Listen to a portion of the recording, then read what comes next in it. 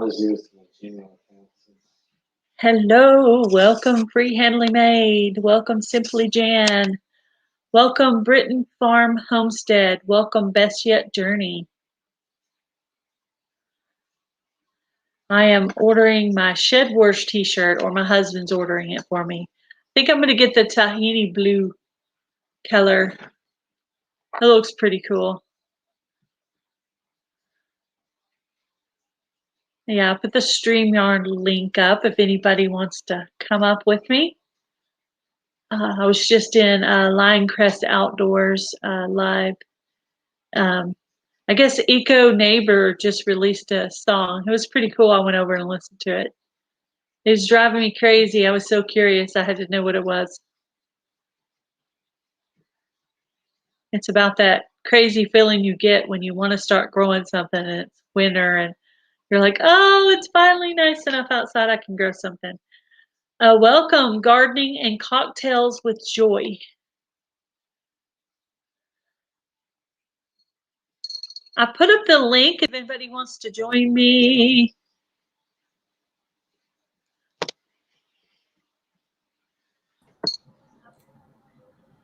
Welcome. How are you? Doing good. How you doing? Doing good. Yeah, I like that song. I was so curious. I had to go over and Wasn't it cool? cool. Yeah, he's like lay on the ground. He's like, he's so tired of winter. That's how I get that feeling every year. I just want to start planting stuff. Today I had some of those kind of like biodegradable pot things, and I like loaded those up for tomatoes, So I got tomatoes. Welcome Highland Homestead. Welcome Wickershire Project. What's up, Wickershire? I watched one of Billy's videos today. You know, when you said Billy, what popped in my head was Muddy Boots. Billy. That popped in my head instantly when you said Billy. I know. It's funny because in the video he calls himself Bill, but Muddy Boots is always calling him Billy. So then I feel like his name is Billy. So I just couldn't help myself. Hey, Andale, nice to see you over here. It's like hopefully he's okay with the Billy because. What's up, Best Yet Journey?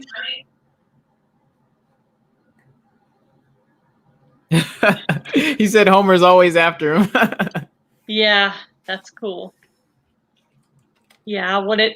Let's see. Oh, he did a video today about welcome Yellow House on the Hill. I was in their live last night. I was a mouse. I was a little mouse. The cat was chasing me around, and the dog was going after the cat. So then I'd have a little break, and they were doing like barnyard animals. It was some kind of joke they were doing in there. It was funny. That's awesome. And yeah, what was I going to say? Oh, yes. He was, okay. They have all these sites to say it's so easy to do a banner. And then he goes in there and it's like difficult. He's like, why can't you just load a picture, pick the size of text that you want, throw something in the middle and call it done. But no, it's got to be layers and transparencies and blah, blah, blah, blah, blah.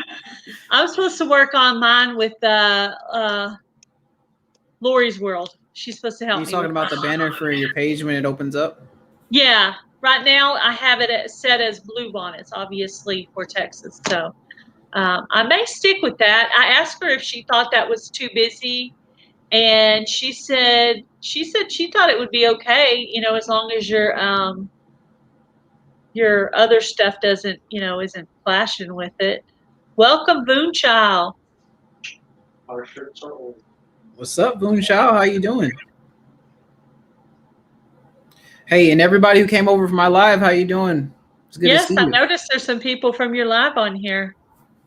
My kitty cat's just going all crazy in my lap right now. She all of a sudden hears my voice and now she wants my attention.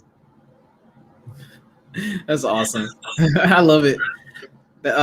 It's funny because like if I had the door open right now, whenever I'll get excited talking to y'all or anything like that, the dogs would be just like, vroom. What's up? How you doing? What's up, Taz? How you doing, man? Doing good. How I was you busy doing? with ordering our shirts for us while she was on your live. Shed Wars t-shirts. Oh, nice. I've been procrastinating that, and finally I'm like, I need to order that before I can't order one anymore. Yeah, I need to get on that too. Yellow House in the Hill is in Shed Wars. I'll have to go over and check out Bless Gardner. I think I wrote it down. Let's see. Yeah, this one. I'll put little. And I think I actually got paper to write notes this time because when I'm in a live, I'm always thinking, I'm going to go check this person out, make sure I'm subscribed, and watch their videos. Welcome, Hands in the Dirt. What's up, Hands in the Dirt? What's up? Boy, I was missing his little what do you call it? You know, your thing you say on all your videos, your catchphrase. Oh, I kept messing up his catchphrase. I was like, dirty hands. I knew it had something to do with, you know, growing and your hands being dirty or something, but I just could not remember what it was. Hey, that just gives you more incentive to just go watch more videos. I know. I need to. I try to watch gardening videos every day just to see what I can learn from everybody. You know, that I can apply to my gardening. I promise everybody that there's going to be a video of somebody learning how to use the electric tiller. It's in the works. Okay. I wonder if that's going to be as funny as see you guys. God bless. All right, see you, Tess. I wonder if that'll be as funny as me trying to learn how to use the lawnmower. I take myself using the lawnmower for the first time, and it's like a little short. It's less than 2 minutes, and all I'm doing is just laughing because it kept jumping, and I couldn't figure out. And when it would jump, so it's a self-propelled. And so then I would just like laugh because I've never done it before. But I was trying to get the lawnmower over to my area where I wanted to compost because I was going to put leaves on it.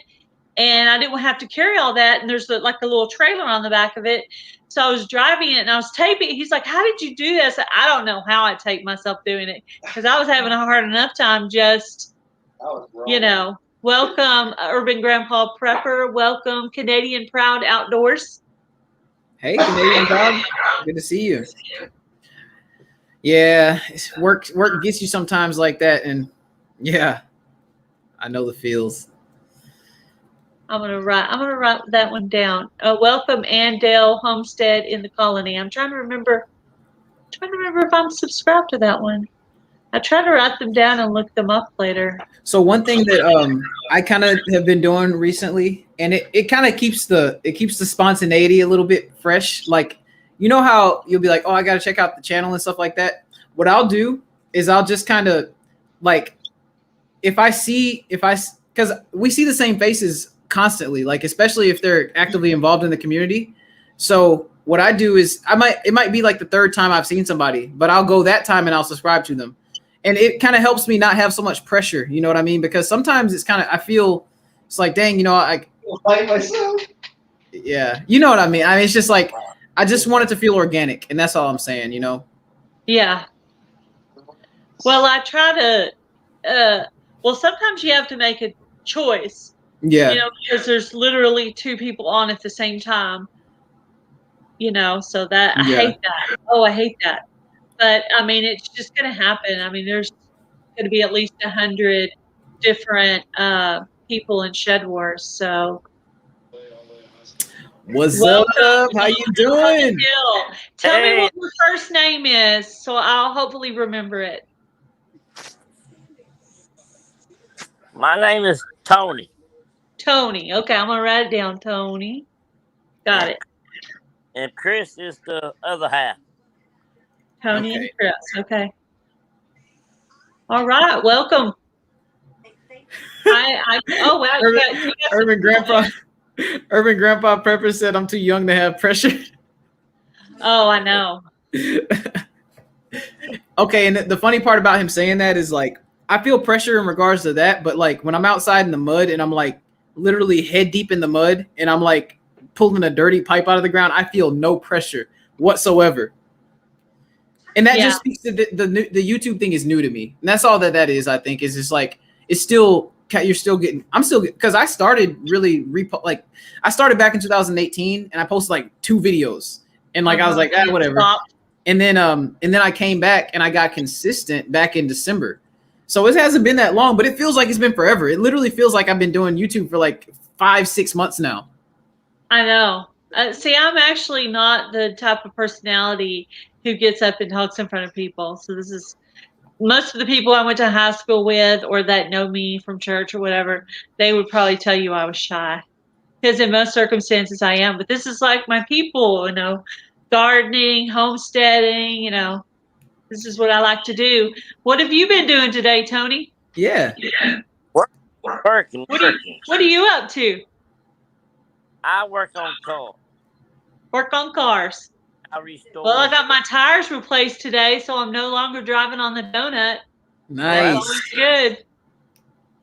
Yeah, you know how I popped my tire?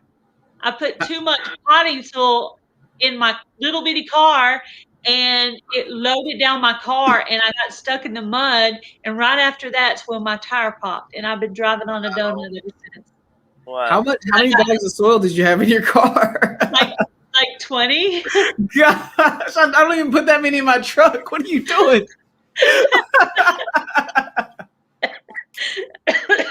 Hey, that's love right there. That's passion. That's what that is. Yeah, Robert said, next time you're not allowed more than 5 in your car. He's like, setting a limit here. 5, no more than 5. So I remembered that. I'll just have to make more trips. Yep. Unless you want to buy. No, I don't want to buy any more new tires. We're done with that. I think it needed it anyway because my car is about 6 years old. Okay. So Yeah. I think it was about time for tires anyway. So. Well, I want to get up and about your cheese last night. Oh, ask me about my chickens. No, your cheese. Did you ever Oh, get my the cheese. Yeah, I had. Yeah, I had to have some cheese right after that live. Welcome in your chicks. I was the mouse, so I was running around stealing the chicken's food. That's what mice and rats do. They steal the chicken food. People say that all the time, and I've never noticed them doing that. I can't imagine your chicken's not eating their food fast enough for them not to be able to eat it. Maybe that's for people with these automatic feeders or something. I don't know. Well, mice, they just find a way. They're voracious. They're very tenacious and voracious, I call them. Those mice, if they establish themselves, they will find a way no matter what you do. And I mean, you can do stuff to get rid of them, but I mean, like, you got to be careful because you can mess up an ecosystem trying to get rid of some mice. Like, you really could. Yeah.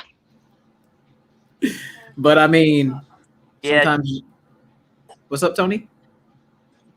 I said you can't really damage some stuff with poison, trying to poison the mouse. Yeah. Yeah.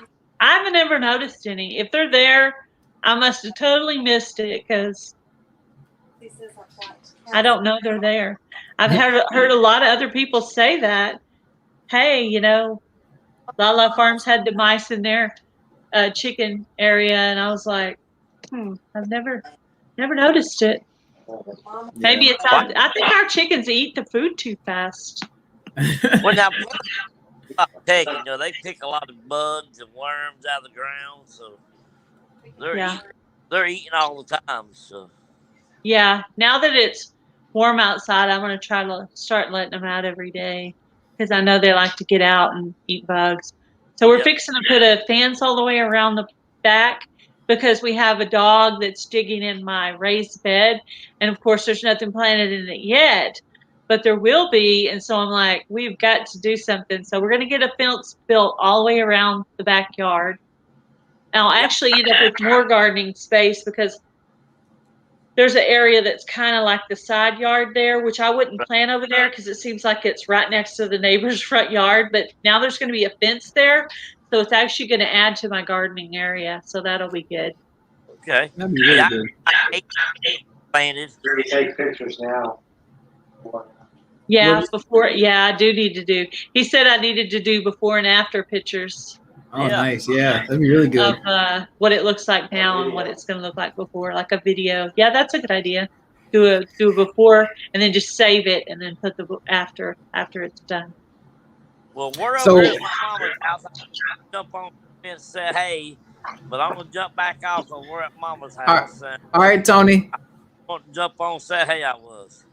Thank you for stopping by, Tony. What's up? Hey, Hi. so Harvey Black 2 had a question for you, Gail. Okay, yeah, I was fixing to address that. Let me pull it up so I can read it. What's up, Recyclable Homestead?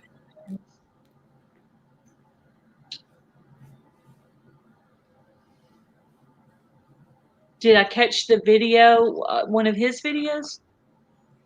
Yeah, he was saying No, one of the I videos will- was talking about price increases. Yeah, I will go by and check that out. I did notice here in our town in Breckenridge in Texas. Okay, I'm a woman, so I do the grocery shopping. So the price of cheese, of all things, has gone up 20 cents on one bag of cheese. Mm. And when you're in a small town, you consistently buy the same things over and over again because you don't have as much selection. So Well, I knew the exact price, and I was like, "That's crazy." So I guess it's going up even worse in Canada.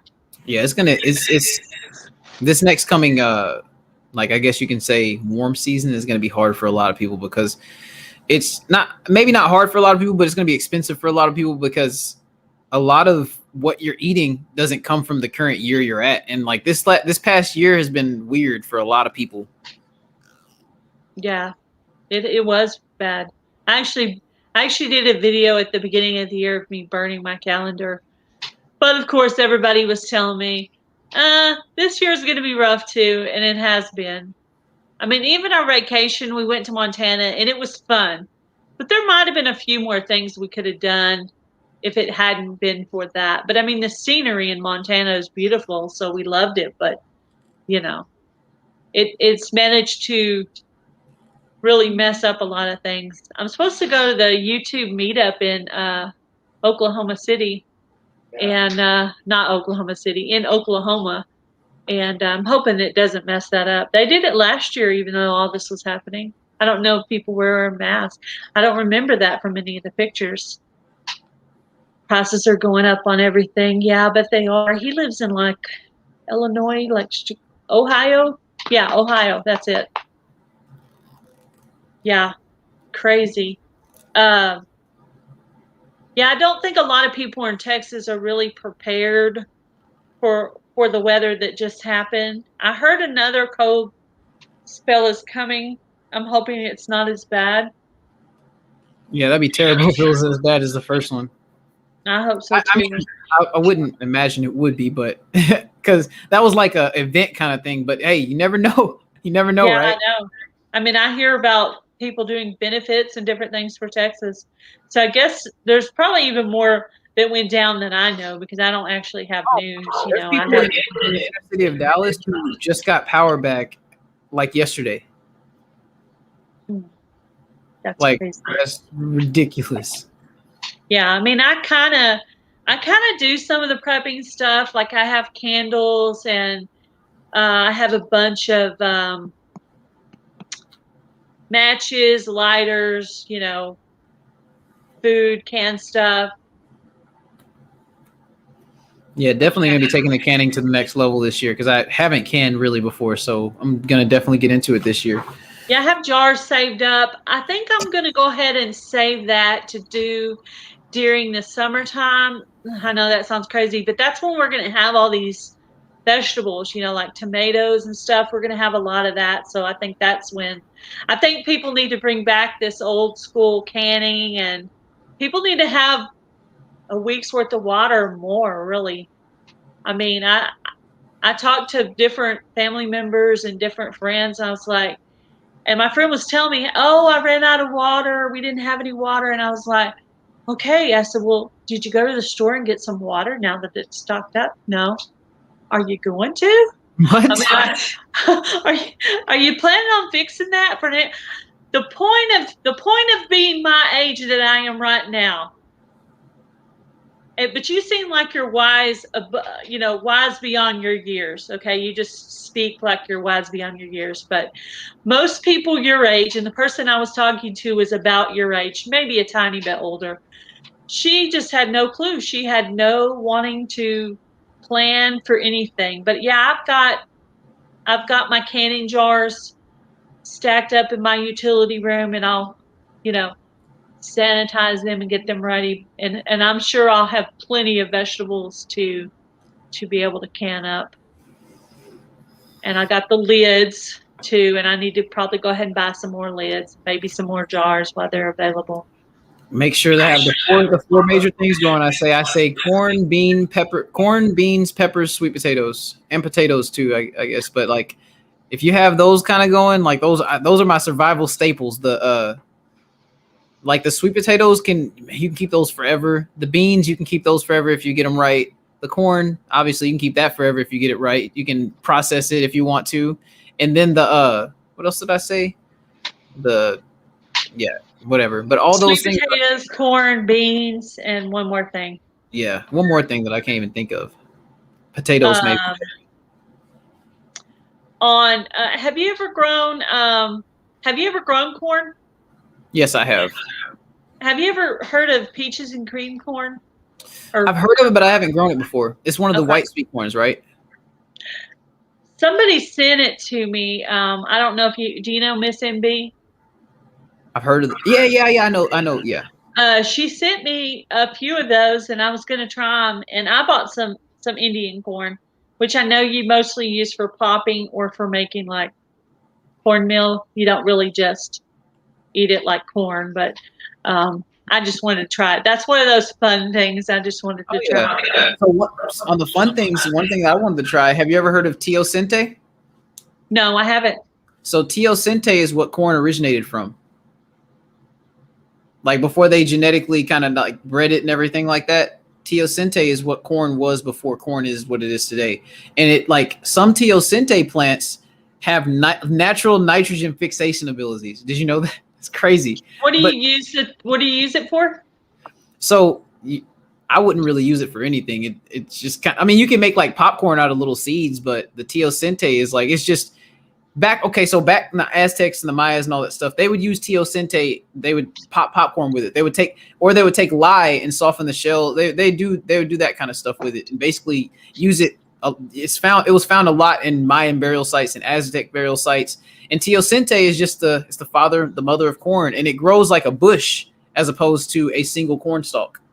Mm-hmm. Cool. But yeah, I've got some new stuff. I've never grown lavender before. I was sent lavender. I was sent some mullein, which I know you can use it for medicinal purposes. Oh. And roselle. I know you can use that for tea. So I have 3 different things that are kind of like a bush like thing. So I was trying to get with my husband and try to figure out where would be a good place for those. Welcome, Simply Jan. Hey, I think my camera's dirty. Something's going on there. She's a little How you doing? Yeah, and Urban Grandpa Prepper, I think he or Irvy or Harvey Black, one of the 2 of them said, also you need to be sure to have a way to cook your stuff. Like I have a propane camping stove, and we also have a grill. So, yeah. And I have the propane to cook with. It won't last forever, but I probably need to go ahead and buy some more propane tanks. Yeah. Welcome, Muddy Boots Gardener. How are you, Jan? I'm good. How are you? Good. Just got off Lioncrest Live. I know. Learning my lessons. Well, I know. I'm gonna have to do the replay. I'm sure he said something I really needed to learn and I missed it. I have to remember that his live is right before mine on this day. But yeah, like I was saying on that live though, if y'all didn't see, this was my notes for that live. Ooh. Yeah. Oh God. Oh Lordy. But you know, it's all love. I love doing that kind of stuff. you researched it and you learned it and you also taught it. So Yeah. that's good. Everybody that watched it got to learn what you had to say. I know it was about photosynthesis. I came in like toward the end. I'm actually going to be starting. I'm going to finish up my degree and actually take it into farming consulting, agricultural consulting, and agronomy. You're gonna go back to school? Yeah, these lives have really kind of put that fire back in me a lot because, you know, back when I was in school, so I've never not been capable of learning this stuff, but I'm very squirrel with a nut kind of person. Like if I see something and I'm motivated, and school was not what motivated me at the time I was in school. So the fact that I know that the information that I'll be taking in is going to definitely have a positive effect, even though I know I potentially won't need it, potentially, quote unquote. But like having those credentials, having the critical thinking to be able to get through that whole program and things like that.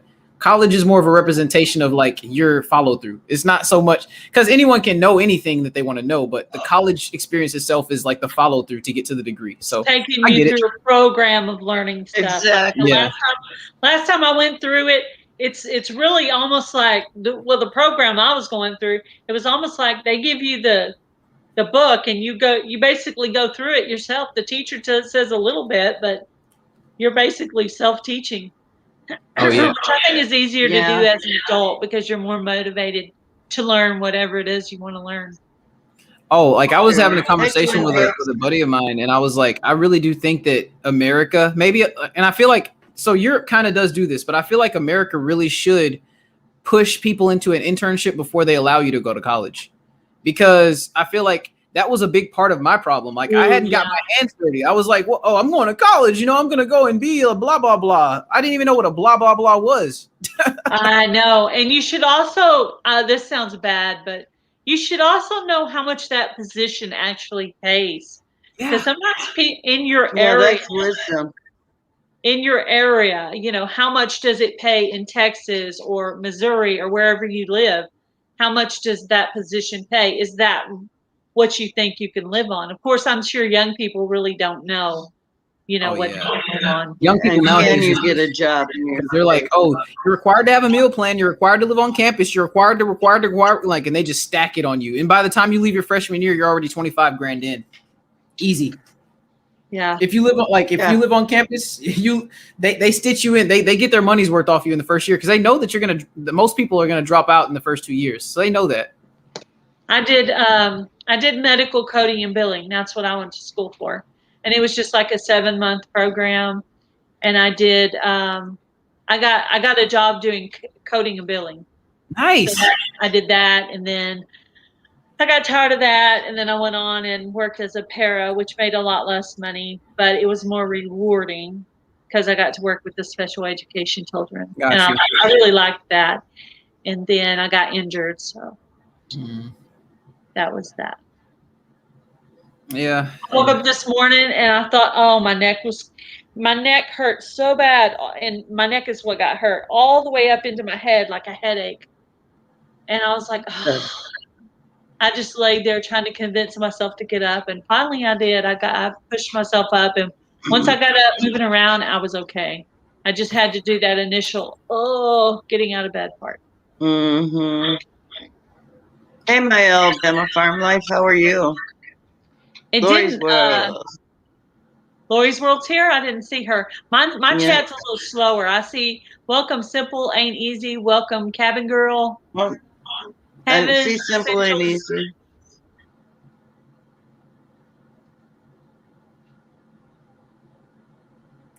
So what have you got planned? Jan? Oh my God, I can't even begin to tell you how much I know. I need to write it down. It's crazy. Jan, your idea that I don't know if you've done this for years or whatnot, but like me and my wife were talking about this the other day. I was like, I watched Simply Jan's video and I saw that she had her plants inside of a dog kennel to keep the dogs away from them. And I was like, that's genius. That is the most genius thing I've ever seen. Well, you know what happened with that is we lived in cats too. Yeah, for sure. We lived in a duplex and I had no shelves. I had nowhere to put my plants, but I had a kennel. And I told Kevin, I can hook my grow light up that kennel. And I fit Oh my God. Most of what we moved were seed starts. I mean, hundreds of seed starts. And he was like, "We're not ever doing this again." I'm like, "Okay, honey, okay." And so, yeah, we grew all our plants in there, and it worked so well. And so this year, I was like, "Kevin, you need to bring the kennel in, so we can grow." I mean, the puppy does. He has a little playpen. He doesn't have a kennel. But once we're done, we'll get the kennel. But, I mean, it worked out perfectly. The dogs can't get in it, and we don't have cats, so that's not a problem. But if you had a cat, they cannot get in that kennel, and it's beautiful. Yeah, and I just I was thinking that too when I saw it. I was like, wow, that's a great idea. Because that's the reason I can't do anything in windows here, because my cats climb up in the windows and sit, so they would totally knock it over. Oh, yeah. I just did 12 tomato plants today, and I knocked them over in the thing myself, and I was like, I don't know if the seed fell out too, so I just put another seed in there. I was like, I don't know if the seed, so it may end up being more than 1 or 2 seeds in there, so. Yeah. I know it's got a seed in there now. I've got peppers. I took the end of a chive as an experiment, and I just cut it off because it had the roots on it, and they're all growing. And so I'll have you got peppers coming up already? I don't think my peppers have come up yet. My kohlrabi, my garlic, my tomatoes, some of my tomatoes,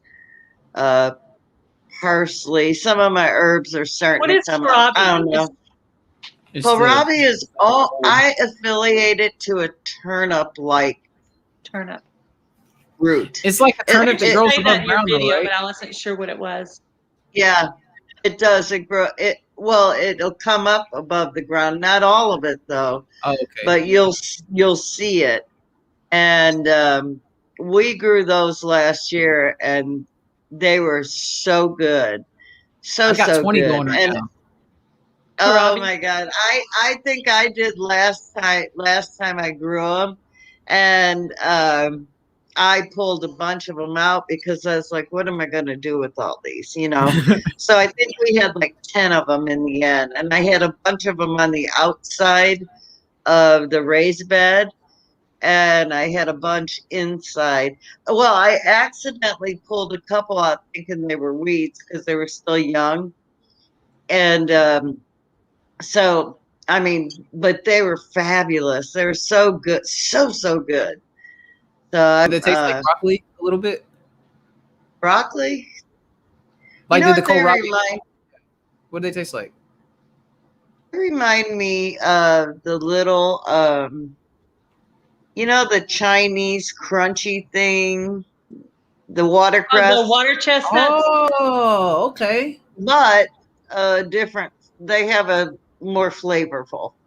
Okay. The texture is very much like the watercress, but very much more flavor. A lot more flavor. So could you eat it raw, or would you want to eat it cooked? Oh yeah, you can cut that skin off and slice that thing up and just eat it like a potato. It's so good. What a lot of people don't realize too, a lot of these onions, a lot of these heirloom onions that you grow, and if you grow them really well, you take those onions out the ground and you take the layers right off and bite it right into it. I'm telling you, it's so good.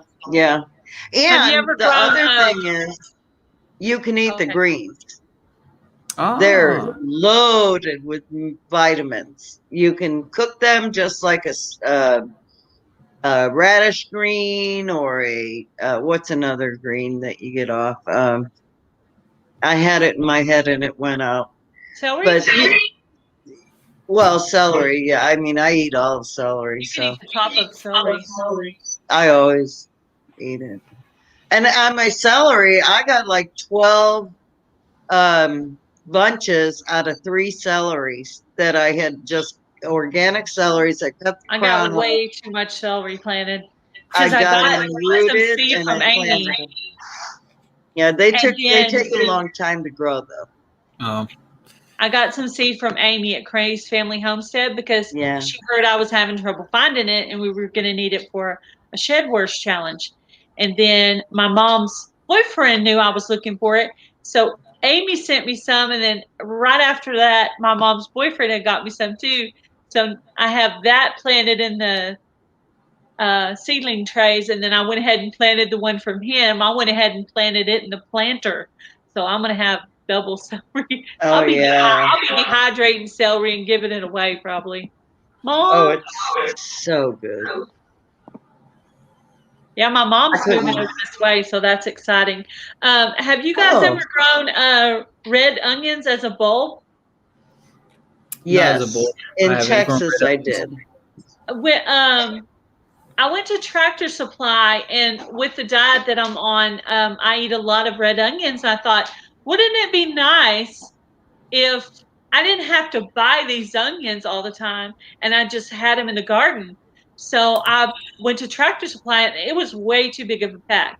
If there was somebody here I could share them with, I would. Maybe I need to send him to Lioncrest because he's pretty close. And he probably can grow them too, but it's way too much. I'm like, I can't. There's no way. I'm like, I'm gonna need a whole section just for these red onions. Yeah, there's a lot in the There's pack. a bunch that comes in that pack. I don't remember, but it was a lot. Wickershire has said his shire is full of a lot of wild onions. We have a lot of wild garlic. I don't really ever need to grow garlic. We have so much here. It's fabulous. So pick me. Do you want some red onion bulbs, Wickershire Project?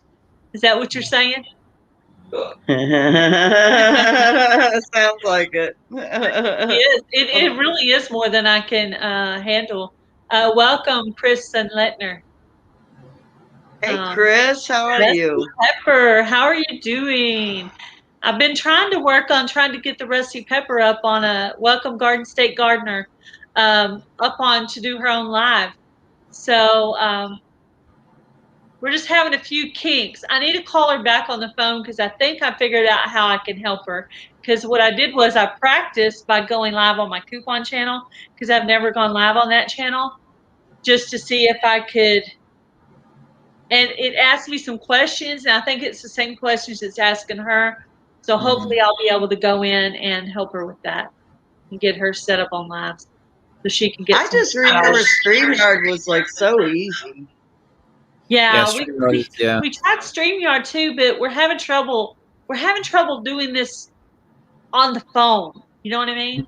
Like I managed to get her through playlists, working on playlists, but I haven't managed to get her through StreamYard or doing a live even on YouTube. It just started asking a bunch of questions, and it wasn't doing the same thing to me that it was doing to her. So I was trying to follow through myself. Oh, I gotcha. I need like Lioncrest over there, punching some buttons for her.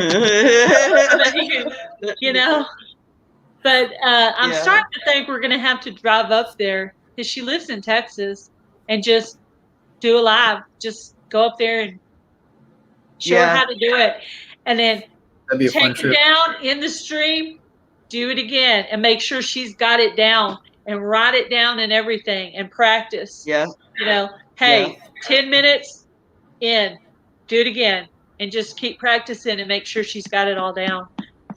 Sometimes I have to do stuff a couple of times before I remember. And I ask Lori questions too. Lori's World is awesome at answering questions. Lori's World is awesome. Yeah, she did awesome. I was trying to read what Muddy Boots wrote here. Let's see. March 15th for all my seeds. Is it March 15th? That's like for Texas. For Shed Wars? That's what you're saying. Okay, I got you. I'm just planting a lot of seeds today. Because I'm not even planting until May. Because when he said March 15th, that made me think of, because March 12th is the day that I'm gonna go ahead and let's do this thing. But I'm gonna be careful. I'm gonna have milk cartons ready for that thing, milk jugs. March 23rd. That's what I thought. Yeah, because we might. Thank you. What did you say, Gail? We might have one more snap of bad weather, but I did go ahead and put some. I have my radishes looked a little bit weathered after get the door. Cold snap after being snowed on like that real hard in that planter.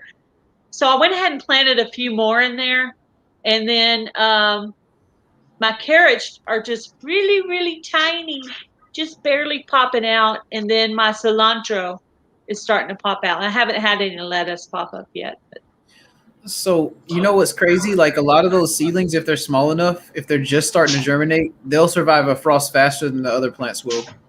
Yeah, I wasn't sure if those radishes that looked like they had got a little bit. Oh, I know I'm going to call it the wrong word, Lioncrest. You're going to have to correct me. I want to say like freezer bird. It's like, you could tell it's like crusty on the edge. You could tell it was burned. Yeah. You know what I'm talking about? What do they call that? Like just with plants, like frost burn. Yeah, just frostbite. Frost yeah. Burn, yeah, I could tell some of the radishes were like that. So I don't know if they're going to survive or not from that. So I went ahead and just put a few more seeds in there just in case. That's always a safe bet. Yeah, that's what I was thinking. I mean, I never just I never plant the whole entire seed packet. I plant bits and pieces. That way, if something doesn't work, plant a few more. I had to transplant my cilantros into deeper cups today because I just had them in a little cup, and when they start getting leggy, I just put them in take them out and transplant them in a big solo cup. A little bit. Yeah, I have my cilantro in my planter, my raised off the ground planter. Oh. There. And if they're not thick enough, I'll probably go throw some more in there because I want them to be thick. I want to be able to have a bunch. I know my cilantro stunk last year. They hardly grew at all. It was awful. But it was a new bed, and you you're getting used to your new state too, so that'll make a difference. Yep. I love that shelving system that Muddy Boots Gardener has that he's going to set up all his buckets on. Welcome, Chicken Johnny. Hey, Chicken Johnny. I was just thinking about that. I was like, what am I going to put all my pots on? Because some of my herbs, instead of putting them in the ground, I'm just going to leave them in a pot. Heck yeah. Yeah. Basil, parsley, mint, all that stuff. I'm going to leave them in the pot. So we're gonna do something cool with herbs this year. I'm excited about it. Yeah, I'm starting to love having my herbs, and now that I have a dehydrator, that's even more awesome. The only thing I dehydrated I wasn't impressed with was cilantro because it didn't retain the smell or flavor. Oh, it doesn't. No. You know what I do? You know what I do with my cilantro? Okay, I haven't. If I get too much at one time, I get ice trays and I fill it up with water, just like I do mint the same way. Cilantro and mint, I do in ice cube trays. And then if you're going to use it like for a dip or something, you just let it thaw in a bowl and then and it'll still have the same flavor. It'll be kind of good.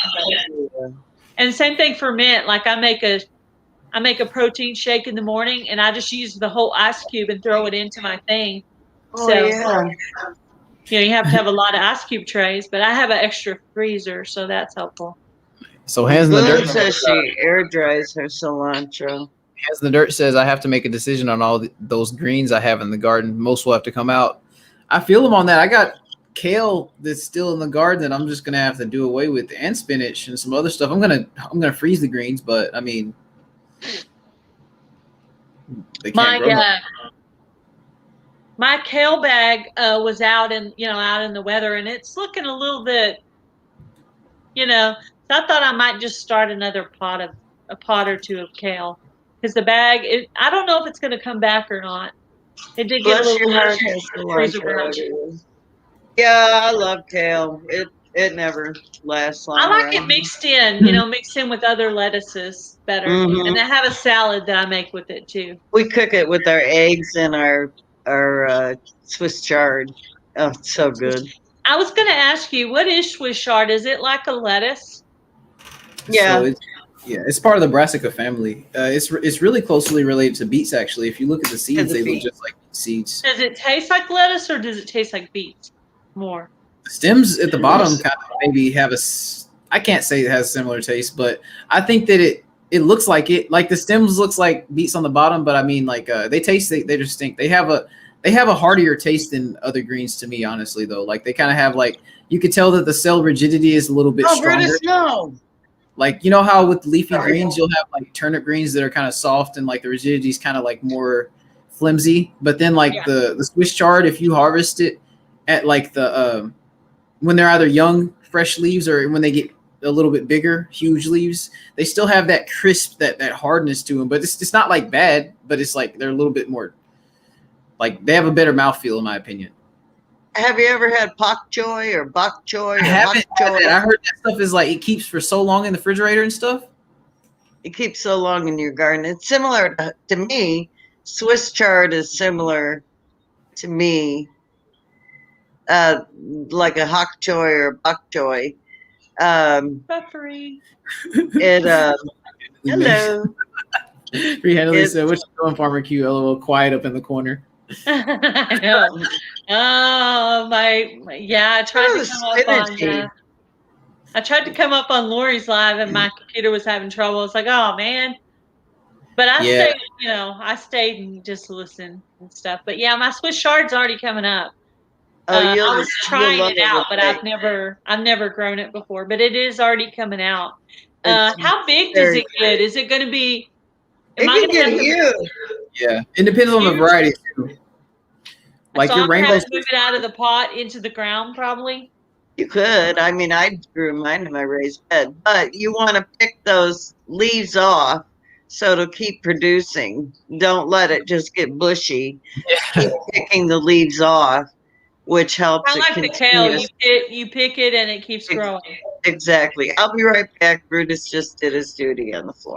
Bless your heart, Homestead. Do you have a recipe for cilantro dressing?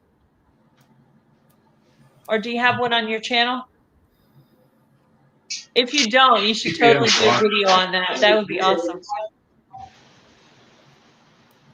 Yeah. I have a dip I make with tomatillos and cilantro. And so in the summer I'll make a video of that, of me making that dressing. I mean that dip for everybody. Good.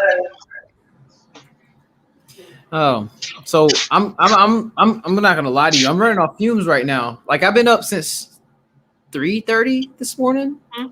So like I'm that's why I'm kind of quiet. Like did you get up early or did you not go to sleep or what?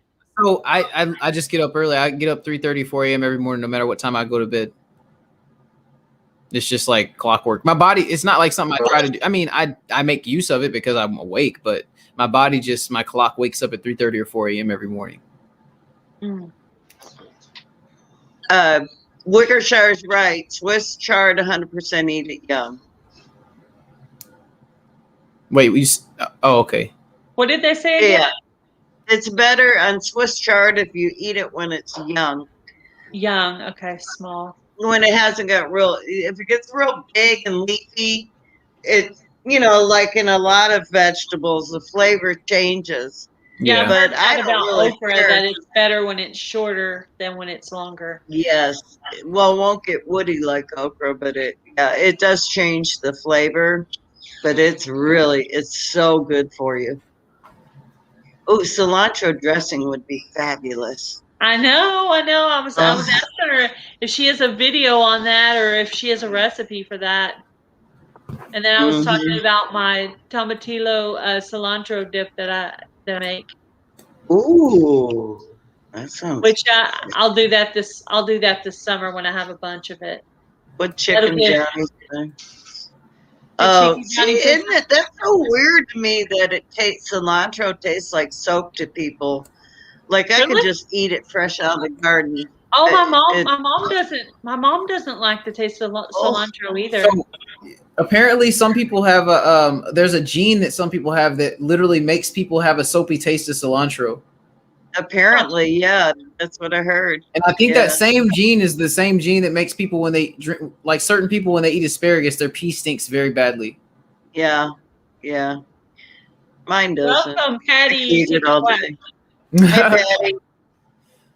I think I have that. I have that. I mean, so to me, I kind of taste that soapy taste of cilantro, but I still like it. Maybe I'm weird. But then at the same time, like the asparagus thing happens to me. So I guess I have that gene. Well, Kevin too. Now he'll turn green, his urine will, but not mine. I don't eat asparagus, so I don't know. Turn green. Welcome, Hafford Homestead. What do you say, Gail? What's that? I said I don't eat asparagus, so I don't have that problem. Oh, I meant. What did Kevin, your husband he said it stinks anyway, but it really stinks when he eats asparagus. Smell to it. Yeah, he does. Asparagus, so I'm just. Oh, Gail. Gail.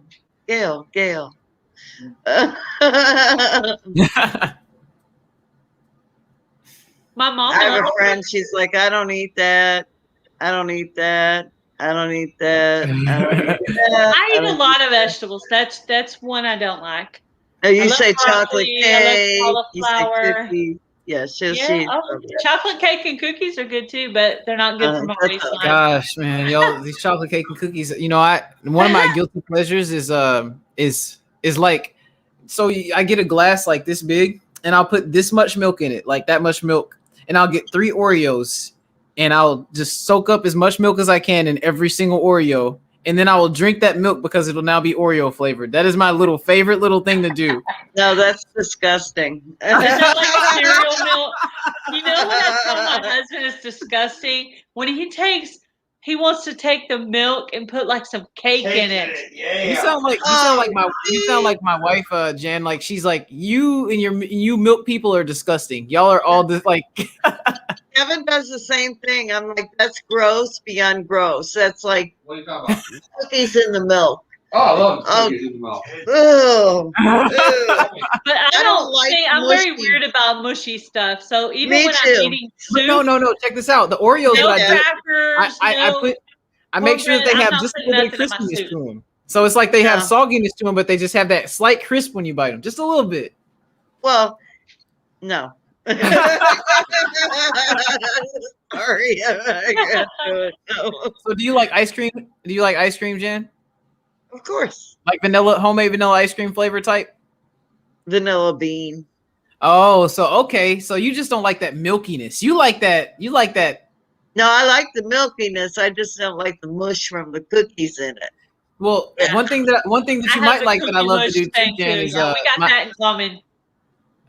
my second guilty pleasure that I like to do is like I'll take a homemade vanilla ice cream from Bluebell and I'll take the Oreos and I'll crush them up and I'll just stir it all together. That's my other one. Okay, that I can do that. See, because it's not the same as the cookies and cream. It's different. The homemade vanilla with actual Oreos is different than cookies and cream. Yes, I could do that, but I don't like cookies and cream. I'm like very snobby. I like moo cow or something like that. It's called. Yeah, caramel and chocolate. I know what you're talking about. That's my passion right there. Anything caramel, anything with a little bit. I don't like a lot of chocolate. I'm not a huge chocolate person, but anything with a little bit of caramel. Well, with a lot of caramel. Ooh, I bet I'll get an ice cream ball. Do you like pralines and pecan? Yeah, huh? I do. You like pralines and pecan, don't you, Jan? Yep. I do. That's your I could tell that was your profile right there. I like and then I pistachio, almond, and Rocky Road. Those are my flavors. I do like Rocky Road, but it's a little rich for me. Mm-hmm. Did y'all see what Alabama Farm Life said? My mom used to eat saltine crackers in her milk. What? Oh, no, I like saltine crackers with butter on it with my soup. Butter? Okay, I can see that. But milk? Oh, yeah. Have you ever heard of anybody eating peaches with cottage cheese? My mother. My mother did that too. My mother. That, but you know, back in the But Depression, my mom, I like to have the cottage cheese or the pears, but separately. he's got to go outside, Kevin. Sorry. Pineapple. Sorry. Yeah, cottage cheese, pineapple, pears, or peaches. But yeah, she'd have it all together. I'm like, yeah, I'll have that too. Separate. My mom said when they came out of the Depression, one of their delicacies or whatever you call it was to be able to have cottage cheese with a fruit. If you could have a fruit, you were high on the hog. You know, that was like big treat, you know. And that should be one of everybody's treasures items. Canned fruit. Because you're going to get tired of those vegetables after a while. You're going to need something sweet. Welcome, Cranky. Yeah, they like that. Yeah. Making sweetened condensed milk is a good thing to do too. I just found that channel somewhere. Cranky Frankie. I just found it. He sings and plays instruments. Awesome. He's got a nice voice. I'm trying to remember the song. Oh, Magnet and Steel. He sings that song. There's another. I found another singing channel. It's like I'll have to look at it. I'll have to look it up. I forget things. I remember and then I forget. Bless your heart. Let me see. Bless your heart said something. That's my jam. Cornbread and milk. Oh my gosh. Cornbread and milk. Oh buttermilk. Ew. No. Have you ever? Hey Jan, have you ever had buttermilk pie? Don't believe I have. Oh my gosh! I'm sure my parents did. They thought it's called chest pie too. It's called what? Chest pie as well. Yeah. Chest pie. Chest pie. Yeah. It's called buttermilk or chest pie. Do I have any moderators in here? Oh, never mind. Thank you, Nisi. And I'm open to try anything once, except Oreo cookies and milk. Or chocolate chip cookies and milk, or cake inside of your meal glass. Boone child, chest pie will get me in trouble. If I have me a whole buttermilk pie at my house, I will get sick. In fact, the last 2 times I've had buttermilk pie, I literally got sick. I'm not kidding. You know when people exaggerate and say, "Oh, I'll get sick." No, I got sick off of the last 2 buttermilk pies I had because I ate 5 pieces of pie. Okay. Well, tell me about it. What's it made of besides buttermilk? So it's buttermilk. It's been a while since I made one, but it's buttermilk. It's sweetened condensed milk, sugar. It's like very simple. It's like one of those those. It's very, very simple. It's like 3 ingredients, but it's like okay, yeah, like a milk pie, but it's just buttermilk. I've seen milk pies and they look good, and the same thing. It's the same thing except it's milk. Nisi, can you put up the link for Chris Sunletner? Oh yeah, but so Boone Child, tell us a little bit about the buttermilk kind of ingredients for the buttermilk cake, the buttermilk pie ingredients. So I can't think off the top of my head right now, and I know you were saying it's really good. Oreo cookies and Pepsi Vineyard chicks. But I know people who used to put peanuts in their drink. And I never tried it. And I never really got the connection. I thought it was sort of disgusting. Laverne used to put it in her Dr. Pepper? Or was it Shirley put it in her Pepsi? I don't remember. It was Pepsi or Coke or something. That's past. Lioncrest was still not a thought of yet at that time. Pepsi and milk? Did somebody say Pepsi and milk? No, nuts. Oh, I was like, what the? Beer nuts. You know, the real salty beer nuts. Oh, beer nuts, yeah. Okay. Yeah. And Sprite? Yeah. What was it they used to do with Mentos? Nuts and Sprite. But yeah, Bless Gardner said buttermilk, egg, and sugar. That's all that's in the batter. Yeah. That's it. Okay. You're making me reach for Pepto-Bismol. Hey, I know Muddy Boots will be loving some of the stuff we talk about right now, boy. Because hey, I know. He has his roots in Atlanta. He loves all these desserts we're talking about right now. Does she have? Well, Henny Hills Farm said it was milk and Pepsi. Yeah. Does Patty have a video on buttermilk pie? Somebody, if there's no video out there, oh, she does. She does. Okay. Yeah, your video, Patty? Wait. Yeah, if I'm just clicking on it right now. I'm clicking on it right now. Click on it, see.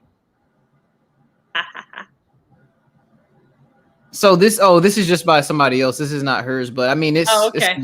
I thought for a second it might be hers. Tinker's wife, you should do a video on buttermilk pie. Yeah, do it. 1 second. For him helping me get out of the snow that day. Awesome. We should all do a video on buttermilk pie now. Buttermilk pie.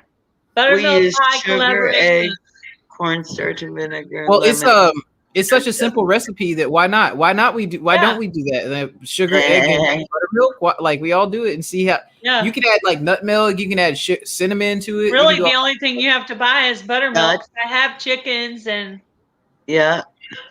So I have eggs. Nuts. I like nuts. Pecans. Well, you know what would be good in there? Maybe some butterscotch pieces. Ooh, or caramel. That'd be different though, because I've never heard of piss pie with that kind of stuff. We're getting crazy. We're getting crazy over here. I know, right? I would try that butterscotch pieces or caramel. Both of those. Oh, Niecy, my mom did that too. My gosh, the things in your milk. Ugh. Stop. Ugh. You know what Niecy's mom makes well? Sugar cookies and snickerdoodles. Oh yeah. At Christmas. Oh my gosh, snickerdoodle is so good. So good. I didn't We're over here about to get some people in trouble in this live tonight. We're literally about to get some people in trouble in this live tonight. With all these sweets. I know. I hope no one's a diabetic. I was over there like taking in the corner. I had my intervention. I can't do this, y'all. Y'all are messing with me. I'll have to have my little square of dark chocolate after this. I literally have some vegan dark chocolate cookies in the right now. Coming up. Do you? Yeah, I got some vegan dark chocolate cookies in the pantry. And I'm gonna have a bite of one of them now. Thanks, y'all. You're welcome. Craving some I have some now? Nestle's chips. Yeah. This is a fun live. Yeah. Talk about ice cream and pie. You know, homesteaders, we always talk about food inevitably, one way or the other. We always talk about food. We're always canning something, baking something, dehydrating something. Yep. Oh yeah, lime on chicken is so good. Gosh, yes, it is so good. It brings out so much flavor. I have 12 bittersweet chocolate bars in the pantry. Oh, Patty, go away. Wrong. Yeah, I love blackberry cobbler and ice cream. Ooh, you cannot have a pie. Like Kevin doesn't like his pie warm. I have to have my pie heated up. It's just I like mine warm too. And then I put a big scoop of ice cream on top, and sometimes caramel. Yeah, you got to have it warm or eat right. Listen, Gordon said you try the apple pie cookies, you'll eat your fingers. That sounds good. My favorite pie is pecan or apple. Oh. Hey, Monty's emotion said good food, good people. That's one thing I've noticed though. Like, you know, it's like good people have a lot of good food experiences in their life. You know what I'm saying? Like, I don't know. Obviously, that cannot be the case. Because they're gathering around. Yeah. Good fellowship. Oh man. Yeah. Y'all are making me miss pre-pandemic a little bit. I want to make a tiramisu. I've never tried that. But I really do want to. I want to eat that. Like an Italian dessert. Yes. My sister used to work for a hotel, and I did like a part-time catering job. And at the very end of it, they let you eat what they were eating, right? So we ate everything, and we got to the dessert, and that was my first time to ever try tiramisu, and I've been hooked on it ever since. Oh, I hear yeah. once Man, you go I want to tiramisu, make it. It's you can't not have it. that hard of a recipe, really. No, it just So- sounds hard. I just wanted to Yeah. say, I just feel like Hands in the Dirt is just epic at making desserts for some reason. I just feel like he would just Oh, make you know it. Does he have any epically cooking epic videos on dessert. his channel? Well, he makes wine. He does he's like into that Southern living. That's why I know that he's got that stuff on point. Yeah. I mostly watched his gardening videos because I'm trying to pick up on people's gardening hints right now. See if I can learn something new. Rusty Pepper said a steak first with the veggie, then ice cream. I have to respectfully disagree. Have your dessert first, because every time I eat, I cannot eat my dessert because I'm so stuffed. So go ahead and eat your dessert first and then eat your dinner. Hey, when you're an adult, you can do that. Yeah. You can have dessert first. Well, what happens Ice cream with for me is dinner! Yay! the sugar makes me hungry. So I don't, I'm not one of those that eat dessert till I'm, gonna blow up, because I can only fit so much. But I will eat until I'm satisfied, which is usually like 2 or 3 tablespoons, whatever it may be. And then I wait a few minutes and I'm starving because it elevates my sugar and all that. Even though I'm not diabetic and I'm very, very healthy, but it's been like that all my life. People who aren't diabetic, their insulin still goes up. Yeah, it's still a natural process. But y'all, all this cobbler talk in the chat, it's got me thinking. I just had a new idea pop in my head. Tell me what y'all think about this. Strawberry shortcake cobbler. Ooh. Now you might be onto something there. Ooh. So do you make it with a cobbler crust? Yeah, you'd make it with a cobbler crust, but you would kind of go with the strawberries and cream theme. Yeah. Sounds good. I like it. I want to try that. I did a video on apple cherry cobbler. I did that. That was one of my very few desserts that I did on my channel was apple cherry cobbler. Man. Oh my gosh, that sounds so good. I'm on a diet right now, so I can only talk about food. It's not right. Taz said that ain't right. I'm doing well though, because today I was just walking around pulling my pants up, going, "Why are my pants? Did she lose weight? Why are my pants doing that? I need to get back on the scale and see what it says." Oh gosh, that's awesome. I know. I bet this is one of those. This is definitely gonna be a replay watch right here. You're gonna get your desserts out and just watch this live again. Be like, I got it this time. Let's go. I'm gonna make buttermilk pie with cherries, apples, blackberries, caramel nuts. Oh my gosh, it's like the Voltron of desserts over here. Like, oh, vineyard chick. Oh, there goes the diet. Mom's complaining in the background, trying to diet too, but she's hearing about all this. Patty, my mother-in-law, I haven't tasted them or made them yet, but she makes rhubarb crisps. And I used to eat rhubarb on the way to school because it grew wild in the alleyway on the way to school. And Kevin hates rhubarb unless it's made with, like, in these crisps. Yeah. And he said that they're so good. His mom makes them, and he said they're just awesome. Oh, free-handedly made. Yes. What did she do? Fixing to bust out the ice cream and Oreo cookies. That's right. We broke somebody down. Somebody's having dessert right now. Yeah. She's got a kid, so she's gonna have junk food. Yeah, like that's so perfect, right? I can't wait to have kids be like, yeah, guys, y'all want cookies, right? No, I'm just kidding. By Pafford Homestead. He's gonna go put little baby Autumn to bed. All right. Good night, Charles. All right. Bye. I've been trying to watch a lot of their videos, because Yeah, good you know, one they have today. 3,000 subscribers. They only have a small amount of watch hours. So I was like, man, I can't imagine having that many subscribers and being that far away from the watch time part. Yeah.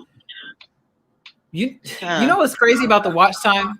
So I was looking at I caught a peek at at Tiffany Cherie's one of her videos analytics, because I don't look at it at all really, but I caught a peek of one of them, and it's like, because once you get to a certain level of like subscribers and watchers and stuff, like I'm not kidding, like one video will have like 7,000 watch hours. Like the next video will have like, it's crazy. Like, so just stay consistent, y'all. Like it happens. Like once you get to a certain point, the watch time is nothing no more. It's just a struggle because channel is your wife's channel. So you said how big a channel? I haven't found it yet. Yeah. So she's about to hit like 6K on like She's soon. a good channel. She's a big yeah, she has some good variety. Well, when she does her videos, like she actually breaks it down as if she's doing like because she's a rhetorical like she's a English major, like English rhetoric, and she'll take a subject and she'll break it down in her collegiate form, and she'll make like an actual make notes about it. And then every video she makes on there nowadays, like she'll make little side videos and stuff, but the main videos now are those and like those linguistics videos and the analytical videos and stuff. And she'll make them an hour, and she's like, "Oh, is this too long?" I'm like, "No," because everybody who watches those videos watches the whole video, and then she's been averaging like 10K views in the first week on all these videos. I'm like, "What the heck?" Wow, that's awesome. But I think it's awesome, yeah. But like, and I'll tell you, like YouTube, if you can find your niche, you can make money at low subscribers. I'm gonna tell you that too. I'm not gonna go into the whole details, but you can make. You're right. You can make some pretty decent money at, like, I'll say 3,000 subscribers. You can make decent money just off of advertisement. If you have people are watching your videos and you have ads in them, like, and you could even have 2 or 3 ads. It doesn't have to be a bunch of ads either. Mm-hmm. Yeah, probably the bigger I get, maybe later because I remember Homestead Tessie was talking about how her videos needed to be like 8 minutes long or something. So maybe it went later, mine. And they recently changed that too. It used to be 10 minutes, but now it's 8. Yeah, it's 8 at least. I do a couple short ones, like 3-4 minutes, just quick updates. But then I'll do a longer one, and I just try not to be totally boring. And sometimes I know I might be, but I'm just showing you what's going on and what I got. Hey, Heritage Nerd Home. Like, what's funny, Simply Jan, though? Like, a lot of times we look at ourselves way different than other people look at us. Because I'll tell you, Simply Jan, like when I look at, like, there's just an allure about you, Jan. Like I'm just like, man, like Jan's about to be here. It's about to be like a cool vibe. Like she's like, and it's just your smile. Like your smile is just, it's like such a warm smile, and it makes it just like so I want to see more of you in the videos, like because I see your hands and I see you doing stuff and I see you like. But yeah, I want to see more of you in the videos, Grumpy cat. Grumpy cat. Oh, that's so kind. Thank you. I have fun. And when I stop having fun, I'll stop at YouTube. I do have a good time, and I'm glad. I'm playing. Actually, My Hands in the Dirt showed me by Hands in the Dirt. He showed me the not iMovie, whatever the editing is, and on your computer. So I've been playing with that a little bit, but I am a non-editing girl. I just hate to edit. I had a Premiere Pro for a long time, but now Kevin's like, we bought this Osmo action camera. You need to start using it. He's right. He's right. So I'll start using that, and then I'll have several clips I can edit together. But video editor, yes, Patty. And I just get extremely frustrated extremely quickly on editing programs. And I did edit the garden video, if you saw my little frame, and I put music and I stopped it. It took me 2 or 3 hours to figure, and several rewatches of the training to figure out how to start and stop my music. And I was losing my mind. And Kevin's like, "You're off." Yeah, I was adding a blooper in at the end, and somehow I started my music where it went over the funny part of the blooper. So I've got to fix that somehow. You know, I was actually thinking about doing like, and this won't be like consistent unless people are like, oh my God, I want this so bad. But I was actually thinking about doing like a live every now and then where like I legit just edit a video and share it. Like where I do like my normal editing process and I just share it. And if people are asking questions, I'll answer the questions as I'm editing. But it won't be much talking. It'll just be like a lot of just me doing the editing. And then if someone asks a question about what I'm doing, I'll answer it. Like what happens to me on those videos is people are moving their mouse all around and then they click on something and you never see what the hell they just clicked on. And you're like, what did they just click on? And you know, and then I'm lost at that point because my mind don't bend that way. It just I want you to say, okay, number one, you're gonna push this button, and number two, you will push this button, and yeah, that's me. Well, I'll tell you this, Jen. Like the editing software that I use is called Shotcut, and it's free. So at some point when I do this, like if you want to just come and hang out, like I'll go slow as whatever because it's just I'll plan out like freaking 3 or 4 hours and just kind of sit around and just dabble and do it. I'm with you. Let us know when you're going. I'll watch anybody's editing. I do enjoy this program, and it's pretty darn easy. I mean, it's just my impatience because I want to know it. So I'll say this. I'm sorry to interrupt you. Go ahead. I'm sorry. It's okay. I just get frustrated that I don't know it because I could learn, like at my job, I worked in a pool store. I had to know highly technical things. And I had about equipment and pumps and motors and seals and water and blah, blah, blah. I mean, I didn't know none of that when I started. But I learned, when I learned it, I learned it. And I didn't have it. It wasn't repetitious for me. It was just, here it is.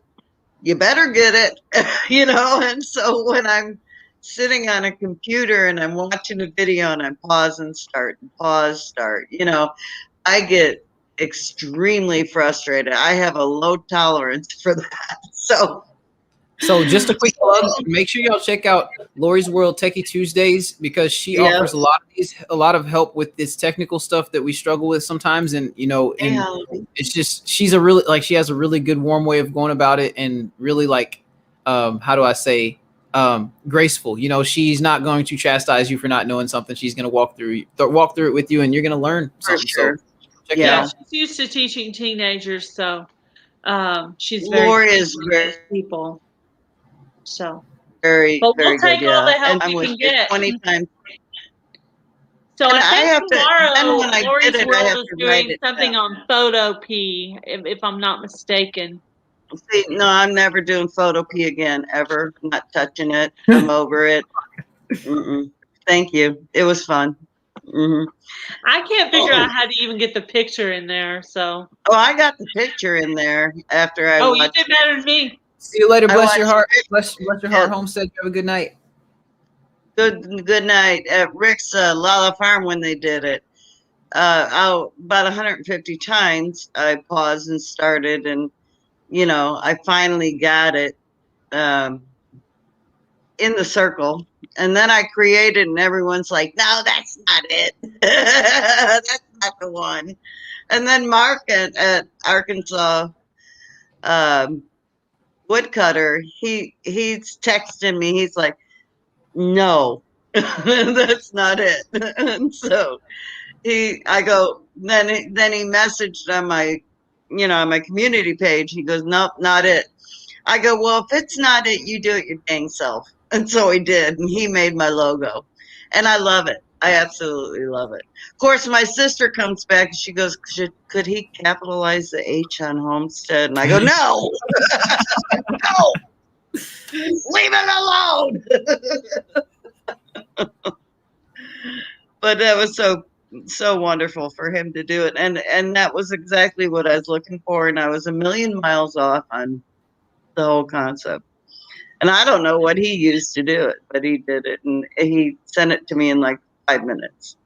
I tried to do it on Canva, but oh, don't get me going on Canva. I've done a few things. I've done a couple of thumbnails on there, and I designed some little business cards on there. But yeah, Billy just did a video on Canva. Wickershire project. Yeah, I have a love-hate relationship with Canva. Yeah. Kind of like Wickershire project. Sometimes I can figure things out, sometimes not so much. Yeah, like business card, I could do that.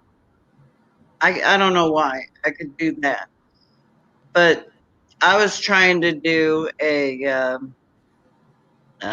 what do you call that? You know, when your main page shows in that background. What's that called? Layers, transparency. Can you repeat that, Jan? I'm sorry, I was. When you open someone's YouTube channel and that picture's behind with their channel name on. Yeah, that's what Gail was saying. The banner, yeah. I've tried to do a banner a million times.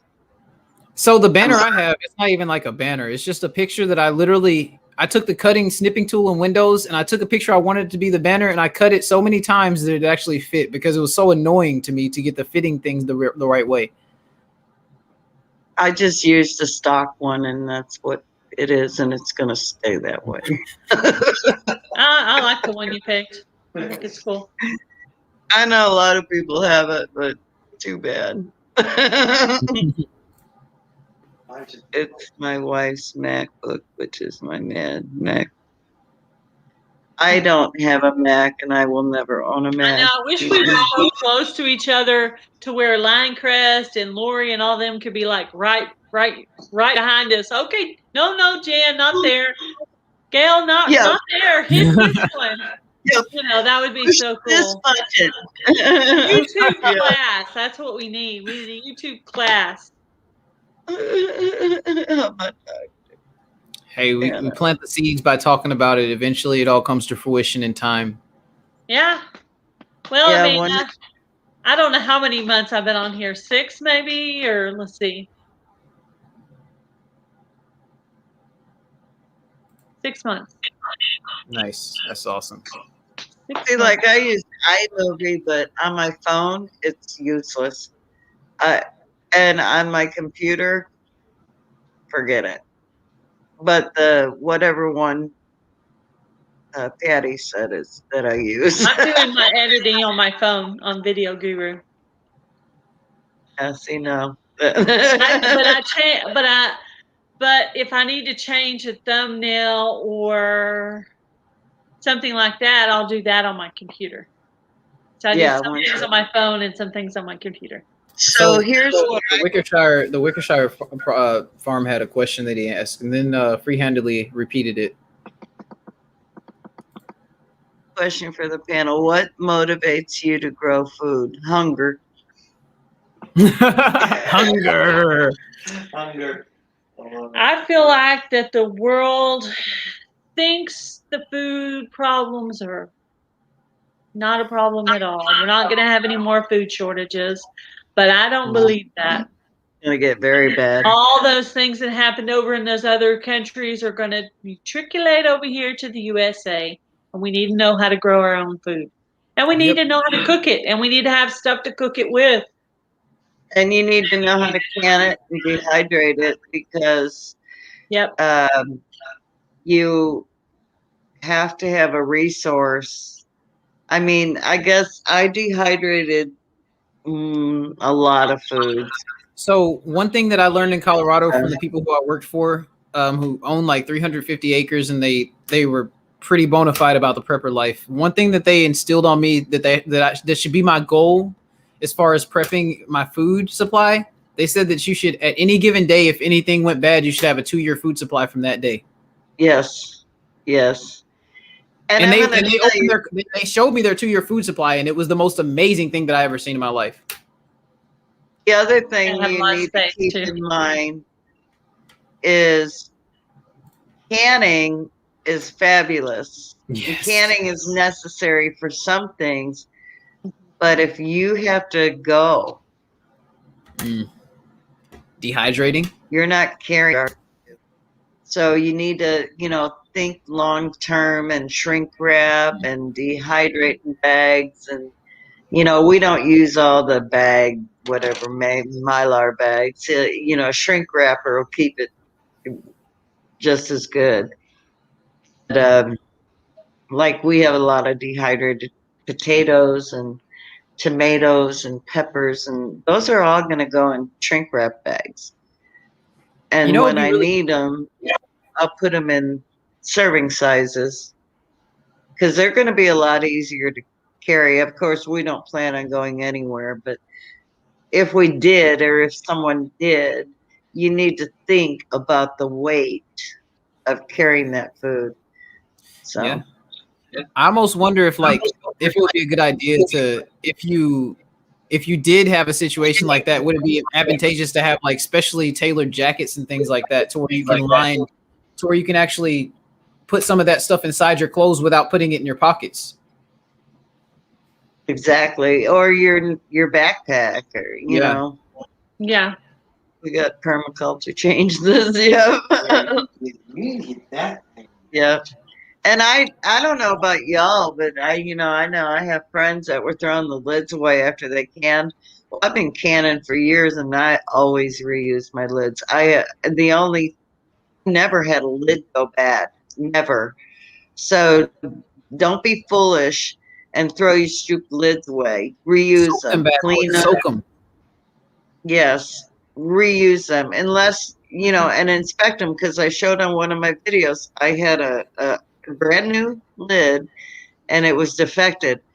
That would have failed in my canning process. So you think outside the box. I want to show you something real quick. So I have this scan disc. See that? It's a disc, and it's called iExpand Drive. So when I go on my iMovie, I stick this in my phone, I upload it to that disk, and then I save it on my videos on iExpand, and then I put it in my computer, and I can upload that to my computer. Okay. And that's what I use. Now, at that point, I could go on whatever's on YouTube, whatever that app is, but I don't know how to use that either. I think that's what Voon uses. Doesn't Voon use her YouTube for editing? Is that true, Voon? Do you use YouTube for editing? And yes, we were talking about canning with glass jars. Yeah. At least that's what I was thinking. I have several cases of glass jars. I'll probably use most of them for. So I'm sorry. So Jan, you showed that scan disc. Like this is what I use for storage right here. This is my external hard drive, and this is 5 terabytes. Oh, cool. So I could literally store terabytes. I probably can store like a month of footage on there, like of 24-hour recordings. But that being said, I clear it off. I keep my external clean and stuff like that, just because I want to have functionality on it or whatnot. But it is coming so clutch for me. My computer is clean now. My computer doesn't ever have anything on it. It has stuff on it, but like I've backed up on my external. What is that thing called? Oh, an external hard drive. You can get the one that I got right here off Amazon for like $60. And it has 4 terabytes. You can store all your footage that you ever have on there. I put it on my computer.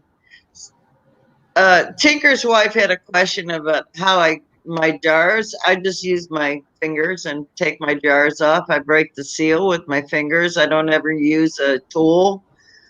And I have never once ever had an issue, Patty, getting my lids off.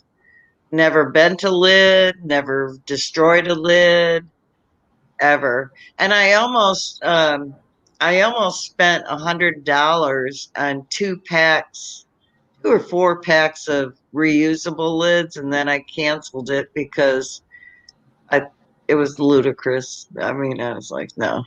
So Yeah, yeah, somebody ordered those Randomly said I got a reusable lids. I'm high-tech trying to remember chair. who that was. yeah. I saw a video. I watched so many videos. I My can't Iron remember Man who it was.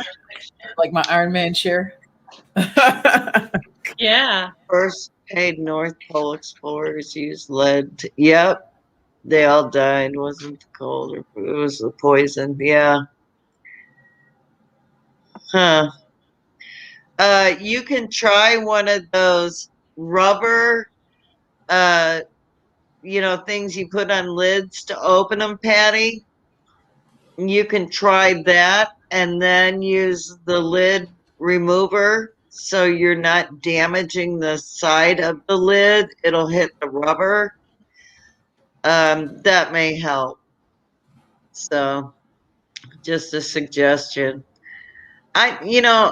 I'm just not techie, and this thing works so good for me. I don't know how much memory it has. On my camera, I have a 3-prong thingy, and the guy at Best Buy was like, "Where did you get this?" And I go, "I don't even If I got it, I would have to also have someone show me how to use it. But I think it would be helpful. I'd like to get some things off of my laptop. And I think maybe, well, I don't know if it's true or not. I feel like maybe it wouldn't lag so much.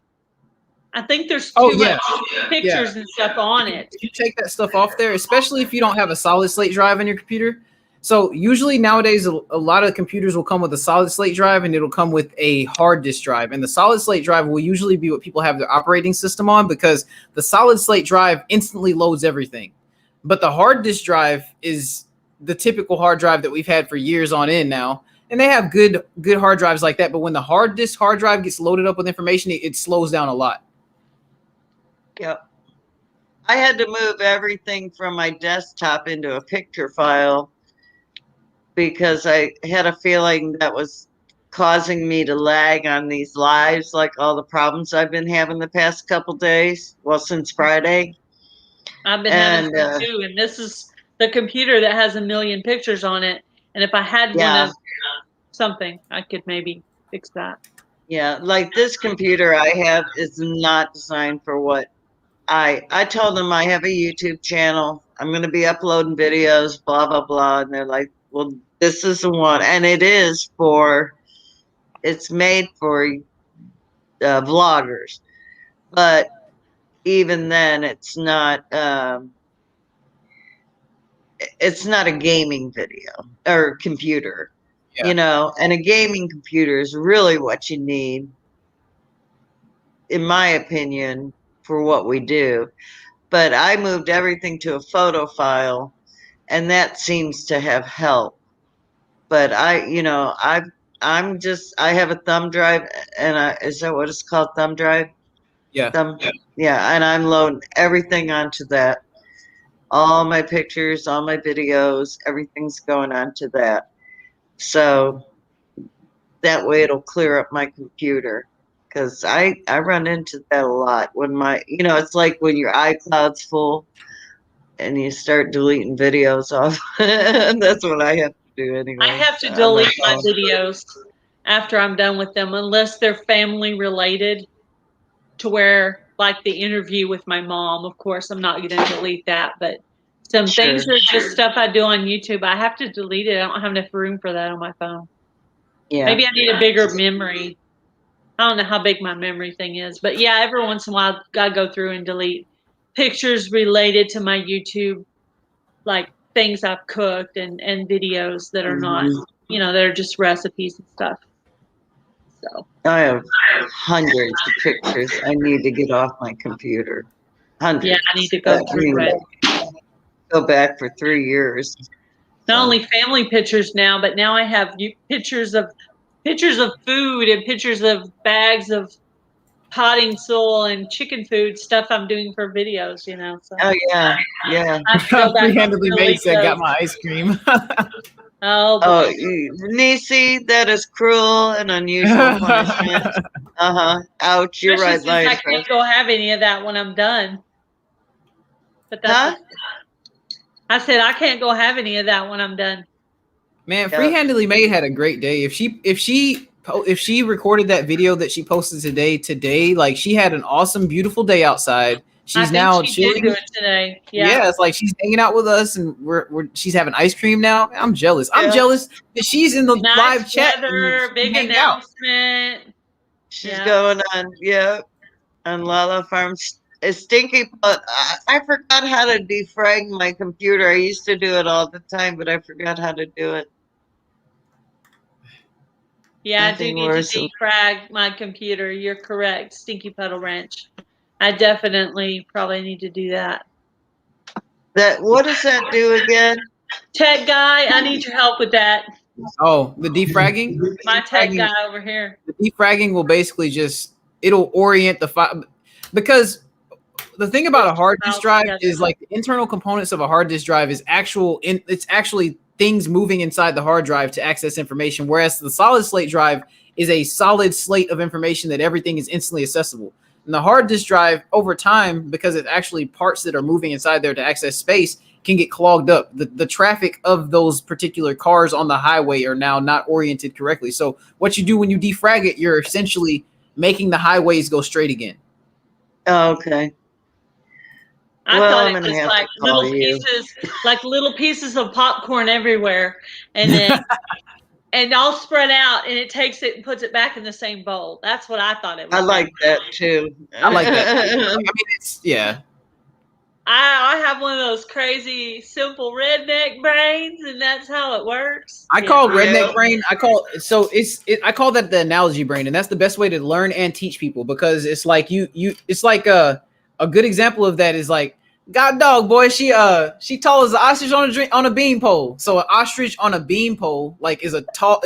You can imagine that. You can see an ostrich standing on a light pole. So you're like, dang, that's tall. And like I think that's a simple way of telling somebody something, you know. Yeah. Well, that probably comes to my working with special needs children. You know, you have to try to explain it in the simplest form and the simplest words you can think of, so they can understand what you're talking about. No Alexa, no Echo. I threw it away. So would y'all call this color red or orange or dark orange? That's dark orange. It's very deceiving though. Like if I was not paying attention, that would be red. I know. I kept looking, going, I thought I selected red, but that looks really more like dark orange. It does. I try to pick a different color every time to make it look different, but I was like, is this red or dark? And I kept just looking at it again, like, is that red or dark orange? I haven't picked dark orange yet, so that's different. When I do full screen, it looks red. I go to regular screen, it looks orange. Yeah. Huh. That's weird. Red, orange, yeah. Tinker's wife said red, orange. Yeah. Yeah, I'm with y'all. If it's if I plug it in and it works, I'm good to go. I am not a computer savvy person. Definitely getting my pictures off would make my computer. I think it would make it run better. I have a cranky cat sitting on my lap, and she's kind of old, and if you stop petting her for a second, she like has gotten to the old and cranky point to where she just will bite you, and you're like, I'm sorry, I took my attention off of you for a second. Joyce's cat on her video, she kept bothering her on her video. She just picked her up. Yeah, I have a video like that too, where I'm holding the cat over here, one of the kittens. I'm filming with one hand and holding the cat with the other hand, going, seriously, cat? I know. Cat, it's like kids. Like, you know, they don't want you until you're on the phone or in the bathroom. And then they have to have your undivided attention. My little girl kitten, Miley, in the middle of the day, I'm at home by myself, so I don't close the door. So she comes up in there and plops herself up on my lap. I'm like, I'm busy right now. Yeah. Oh my This puppy of mine does the same thing. He decides he wants to stick his nose right on my lap, and I'm like, no. Go away. Hey, y'all, I'm actually about to go ahead. I hate this because I'm having a great time, but I'm actually about to go do some honeydews and stuff, get some other stuff done. But it's been awesome hanging out tonight. But it's like a bummer because it's like fam, you know. It's like no, the fam. I gotta leave. You were on last week. You can catch us again another time. Hey, you're right. You're right. Hey, but it's always a pleasure, y'all. And to the chat, y'all have a great night. It's been awesome hanging out. We'll talk to you later, Q. Talk to you later. Bye. Love you. And then there were 2. Yeah, that's right. Every day I pull out my seeds. I'm like, okay, what do I got left? What else do I need to plant? My friend has the family tree has the little chalkboard signs for the garden. Mm-hmm. And she has the cricket or whatever you want to call it. I call it cricket. And she made all the labels on these signs. I bought a case of them, and she just made the most adorable signs for my garden. I'm like, it started out with the herb garden, and then it kept growing and growing. I'm like, the little bitty labels that I made just with paper taped on there are already starting to fade. I'm like, what am I gonna? I'm gonna have to write them or type them and laminate them and then tape them on there. I think because I actually have a laminating thing, which I know is weird, but I do have one, so I'm gonna have to do that. But some of those pepper names, I'm gonna have to write them down. Those weird pepper names from John. I'll have to write those down because there's no way I'm gonna remember all that. Oh no! It's peppercini da da da da da. Yeah, yeah. She's dipping hers in polyurethane. She's selling them at the Missouri meetup, April 24th, by the way. And I know. If I was around there, I'll totally go. I know. I can't wait to see your videos. I bet it's gonna be fun. It is gonna be so fun. It is really gonna be fun. I'm gonna do the one in May in Oklahoma. Yeah, I'm going there too. About that. You're gonna go to that one? Mm-hmm. Yeah, I met Jason and Jaylene and Matt and Melody and Good George. night, Patty. Good night, Patty. I met all those guys in Kingsville right after I started my channel. I think I had 300 subscribers or 100. I don't know. I didn't have many. Anyway, I went and met them, and we had so much fun. They just took me into their arms, and you know, I've heard it's a lot of fun and a really good bonding experience. Yeah, yeah. Well, I can't wait. You meet so many people you already feel like you're friends with, and it's like, oh man, I know you, and they're like, yeah, I know you, so it's like a big family reunion. It really is. Wait, I can't read that. Phil M. Simple Life, Texas. Oh, hello. Welcome. I have to write that one down. Let's see. Phil. Yeah, it's so much fun. And Lori, you're so close to Missouri. I mean, come on. You can stay here with me. Yeah.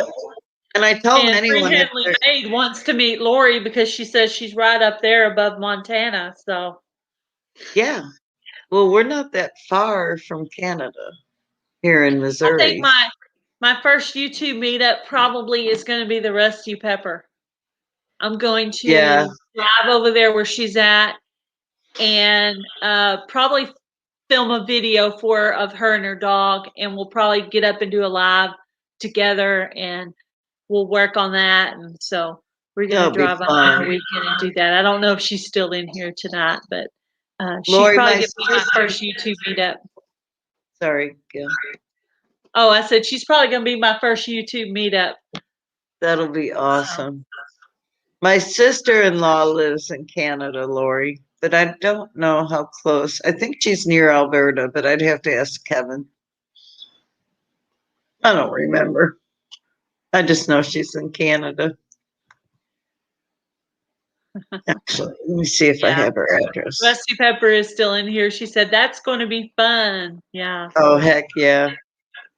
Yeah, we'll do a little thing of it. Me meeting her and her meeting me, and I get to meet her dog, and that'll be cool. Yeah. Link it was fun when I met Joyce and Jean and Chicken the Woods. I feel like I know a lot of these people, but you know, I haven't actually met them in person. But yeah, I mean, I've talked to you on the phone. I've talked to Rebecca at Stocking My Pantry. I've talked to Rusty Pepper on the phone. Who else? I've talked to Lori on the phone. Homer. I haven't talked to Homer on the phone. I've only talked to him on here. Oh, okay.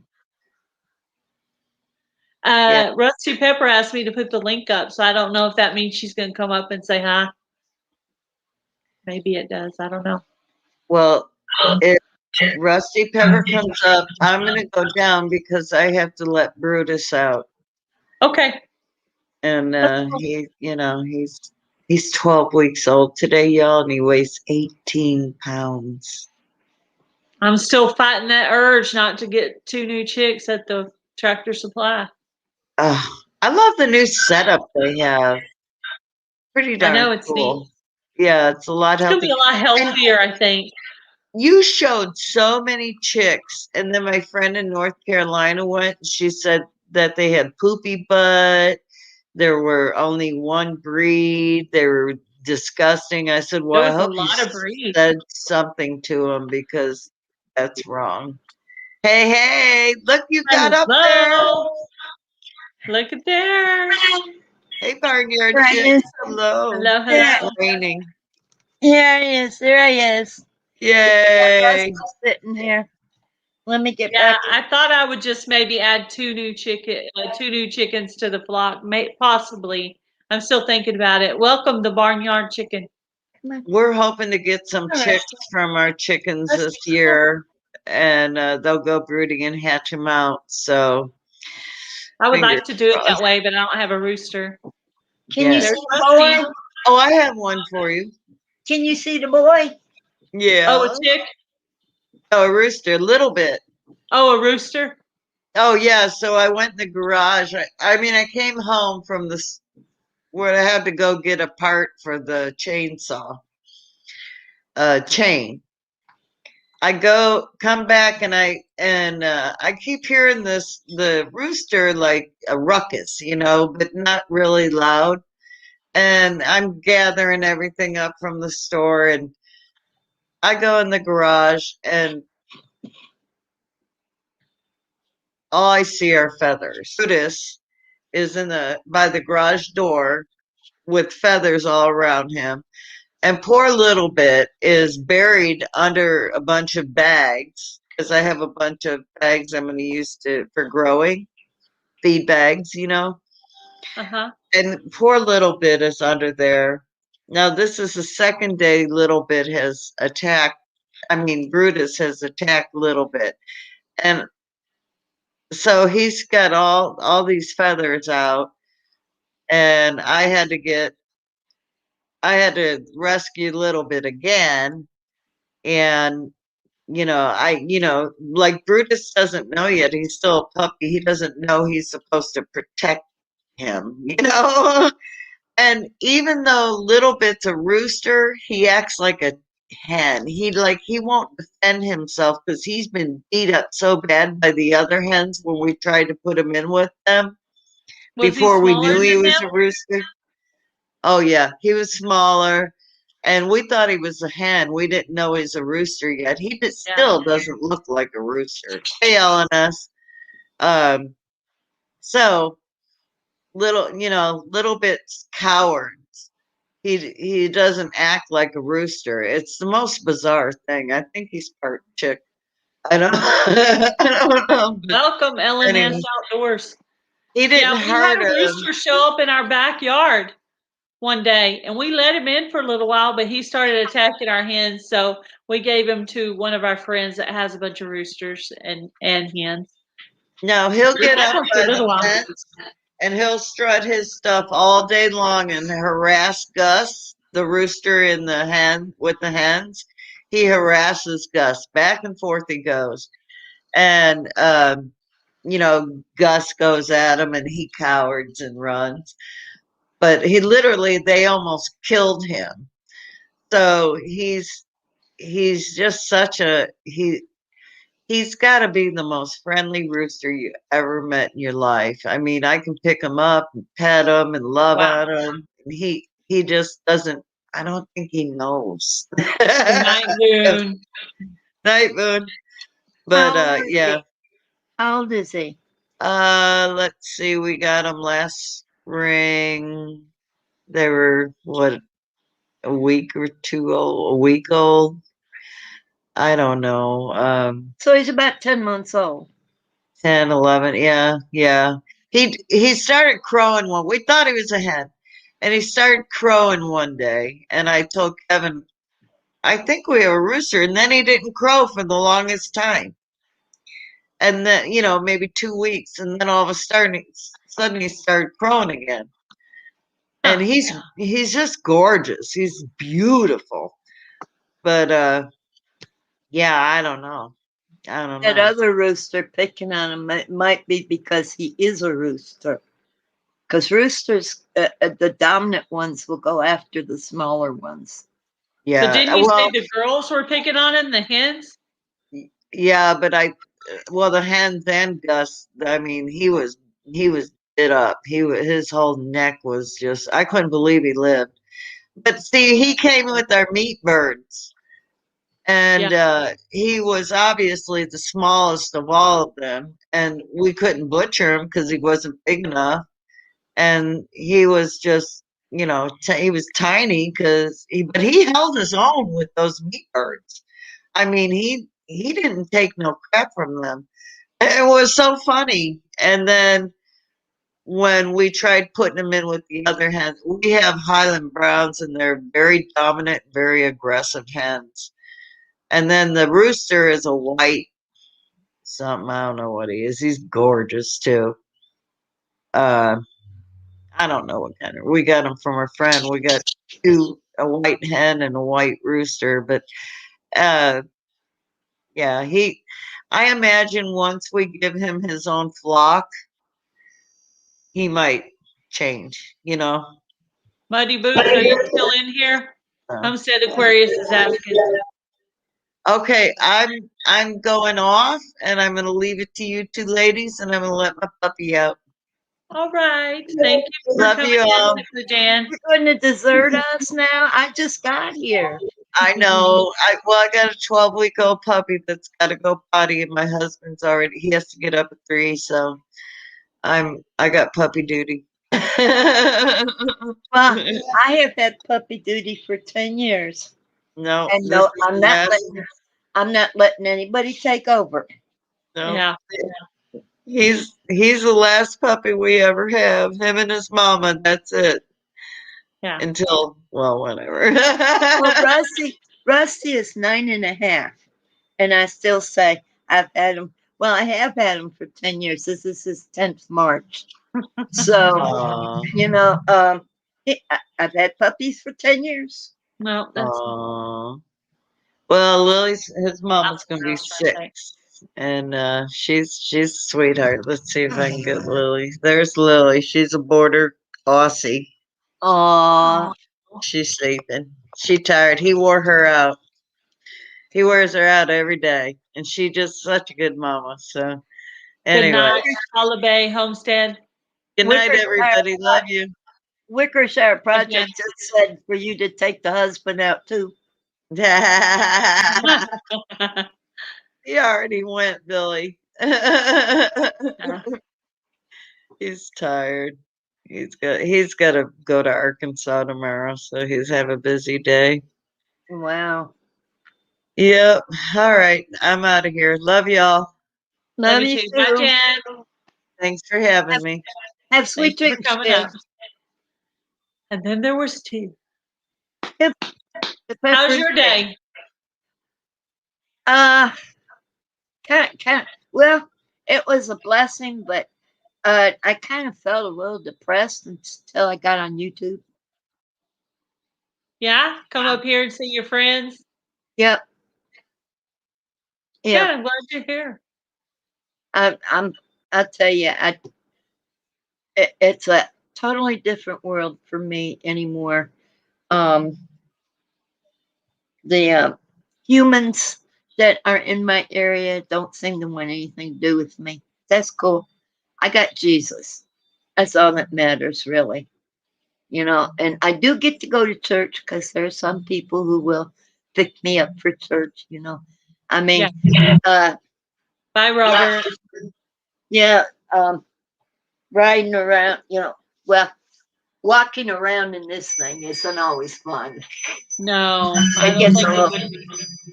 It gets a little hard if you're going up an incline.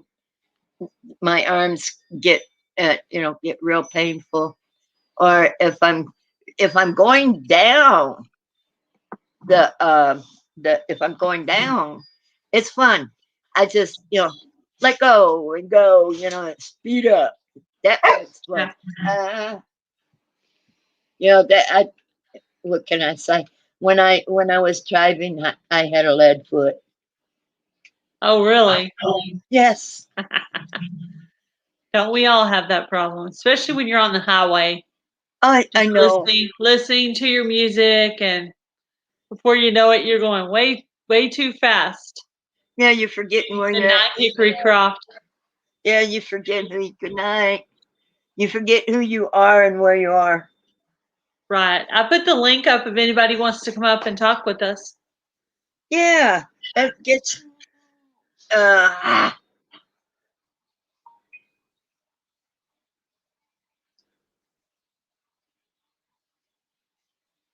So did you have your hair done, or did you put it up like that yourself?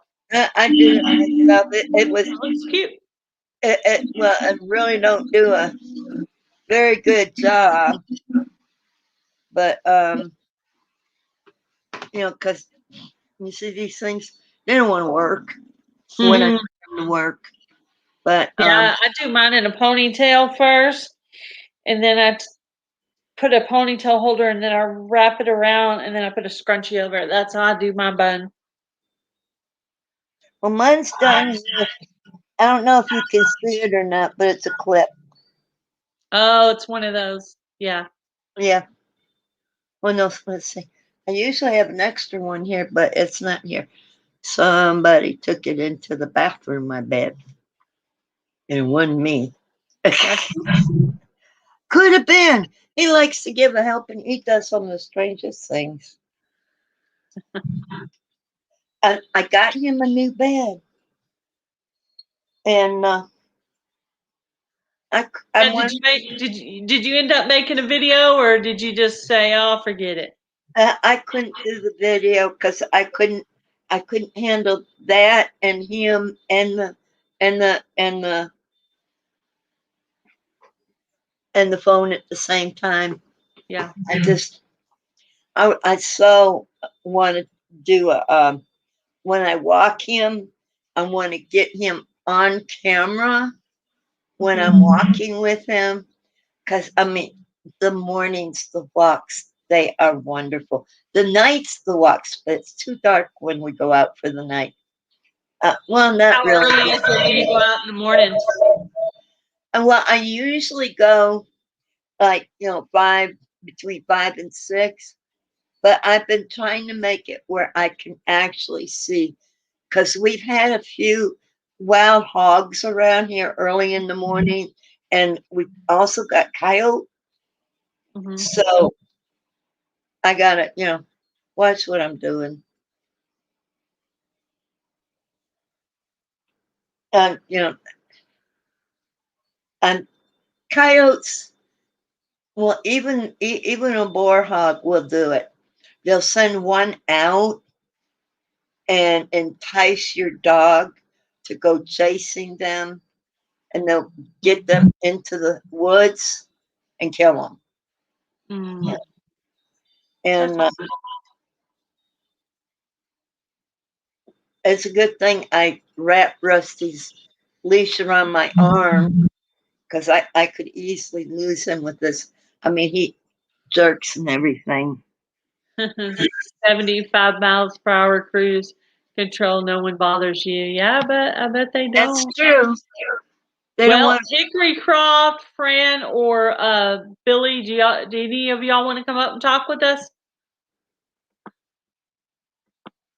I got the link is in there. Okay. The invitation is open to anyone. Yep. That's how I do it here.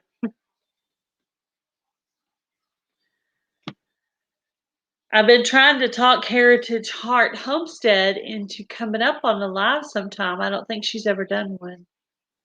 I think she's wanting to, though. Come on, young lady. Nobody here is going to bite. Not hard. What about Rusty? No, he wouldn't bite. He's a kisser. Hi, Chris Lettner, you can come up too. Yeah.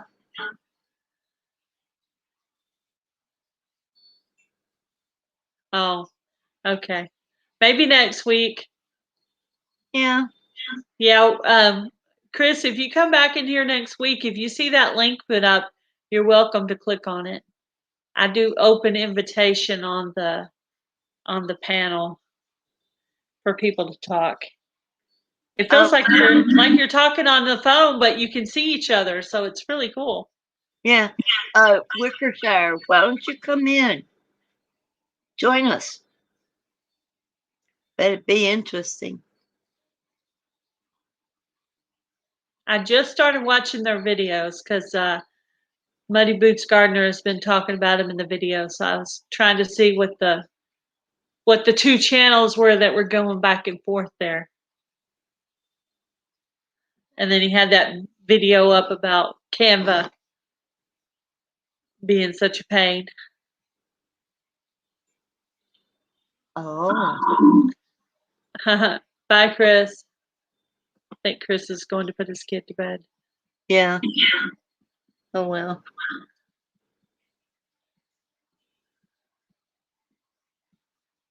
I understand, Billy. Who's Billy? Wickershire Project. Oh. Yeah. Yeah, I've done a couple of things on Canva. Sometimes I can do it okay. I can make a thumbnail or something, and I did a business card. I just picked a background I like and put my information in there, and then I clicked on, save it, and then they actually, I paid for it. They actually mailed it to my house, so cool. It's just got my YouTube address and email on it is all.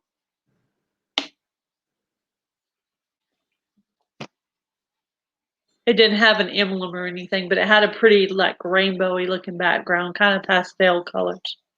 I thought it was pretty. I can't make it down. I can't do much of nothing if it doesn't go straight there. That's it. I never thought I could upload a video. I filmed on my phone and I was trying to edit it and it showed share and it had YouTube on there. So I hit that and it uploaded to YouTube. That was the first one that's just listed as Rusty. It's like a black and white.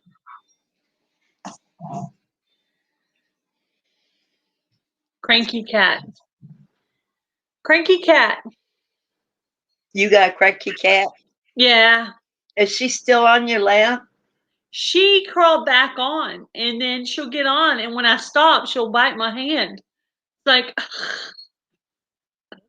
she's old. Right. She's like 13 years old. So she is cranky. And I keep going, okay.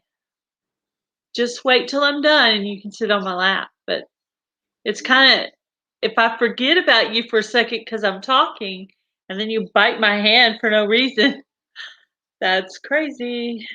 If you want to call me, Pepper, tomorrow, maybe if you're not busy. And tomorrow I have no plans. Okay. So, yeah, if you want to call me tomorrow, we could try that again during the day. Yeah. If you want, just try to call me during the day, and we'll try again. I watched him do that on my channel, on my coupon channel. So I think I can help you through it now, hopefully. He went into a settings place. Did you make your note?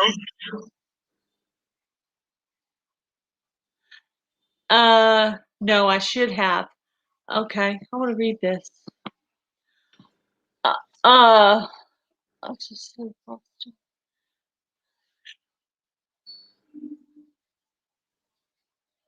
I'm a touch dysfunctional as well. The Wickershire project. Have you gone to the channel Freehandling Maid? My sister-in-law, her and her son are both autistic, and they live in Montana. And she's going to be doing a few different things during the time during Autism Acceptance Month during April. I think she's going to go on Lala Farms too with another channel, and they're going to do how farm life helps with being autistic. LOL, aren't we all? Yes. So you might check that channel out. Freehandling Maid, it's called. She's a real nice girl. I think Wickershire knows. No, sir. Oh, does he? Okay. Yeah, because I didn't know if he did or not. I've seen her in the chats, even Niecy's chats. Oh, okay. I wasn't sure. You know, there's so many channels, and you don't know which ones are connected to which ones. Like I do these shout out videos. He says yes. He's probably saying yes. He knows her. And I assume all these channels know each other. And then all of a sudden, one's coming over saying, "Yeah, I found this channel," and I'm like, "Oh, I would have thought you guys were already connected, but you're not. You don't realize you're in different communities among YouTube." Yeah. You know. Yeah. But you see different people in different chats. I've kind of got my Shed Wars community, and then I've a few people in the like prepper type community, and then some people in like the cooking type community. And then I watch some other channels that like do crocheting and sewing and stuff, which I don't do that, but and then some artsy craft type things. I made me excellent fried eggs this evening for supper. Fried eggs sounds good. I should have made a movie of it, put it up there, and let y'all see it. Yeah. I'll tell you what, now you know about Mrs. Stash. Yeah. She has a line of seasonings. And I have nearly every one of them. I love them.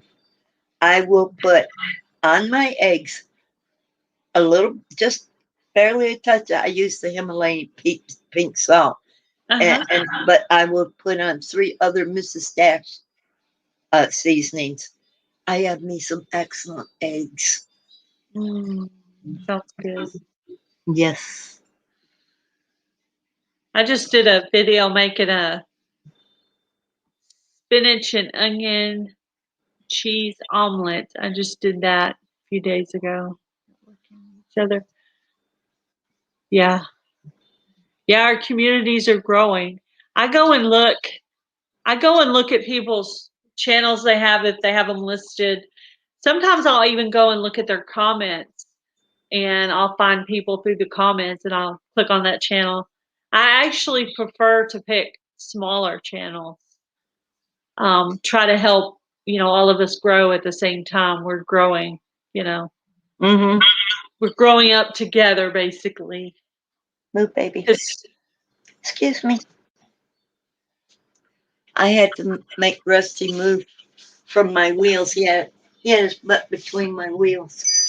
Oh yeah, I have kittens under my feet all the time. Well, I have 2 kittens, and then I have the older cat. So I have 3 cats here at this house. So I'm really glad you told me about Arkansas Pilgrim, because I'm DIY garden building type of person. I think I'm going to relate to him. Yes, he's a great channel, and he's a great guy. And even if woodworking isn't your thing, he's just such a great supporter of other channels. So he's a great guy to. If he realizes he hasn't watched my videos in a while, he'll go back and watch a bunch at one time. So it's really cool. I know What is that? It's a tomato plant. That's what I thought it was. I was going to say it looks like tomato. Is that growing inside your house? Yeah, it's inside my house. I just picked it up from Walmart 2 days ago, and it was outside, but it got cold. The temperature started dropping, so I brought it in.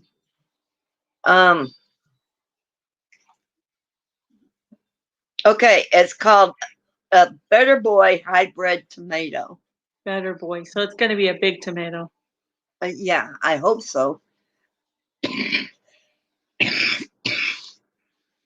And anyway, I gotta water it because I made a mistake of bringing it in, but I had to. I couldn't, because it was really.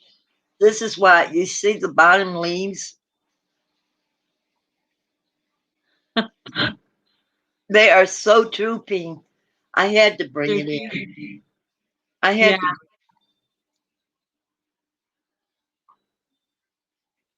Yeah. Let me go water it. Well, I hope it does good for you. Yeah, I do too. Probably need to be transplanted into a bigger pot soon. Yeah, very soon. Yeah. Yes. Yeah, you're the one that does the tile work, right, Chris? I thought I remembered seeing you do some videos on that. 60, it was 63 here today, 73 yesterday, tonight dropping down to 36. It's crazy weather. Yes, it is. I heard we're going to have at least one more cold snap in Texas. So let's see. A Heritage Heart Homestead is in Texas. Is that right? Chris and Lettner, are you in Texas as well? I forget. I don't remember where Wickshire Project is from.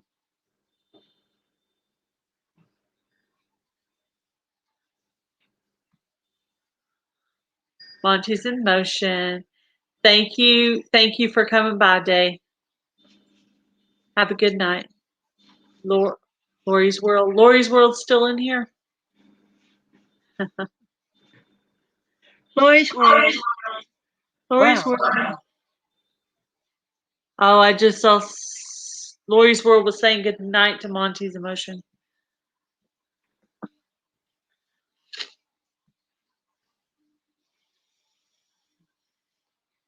People still in our raised beds doing shed work, going egg twig, muddy boots, and repairing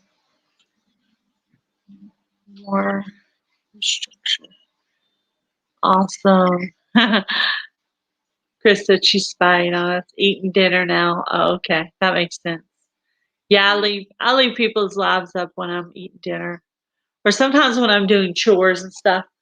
I'll be listening, or sometimes I'll be watching a movie and I'll just turn the volume down and let it play just to be supportive. So it's like, don't quote me on that, but I did have you live up. In Virginia. Okay. I've been in and out. Yeah, I understand, Lori. Thank you for leaving that up. I'll probably just stay on another few minutes and then go rest. At least we're not talking about desserts anymore because that was making me hungry. She's crawled back in my lap again. Can you believe it? Yep. She said, Mama will forget in a little bit and she'll let me sit on her lap again. And then when she stops petting me, I'll bite her again like I did last time. And then she'll kick me off her lap for a little while. Why am I hearing an echo when I talk? What? I said, why am I hearing an echo when I talk? I don't know. Have you been hearing it the whole time or just now? No, just the past few minutes. Huh, that's weird. I have. Good night, barnyard chicken. Good night, barnyard chicken. Chris said, not sure, it just started for me. Yeah, the echo. Yeah.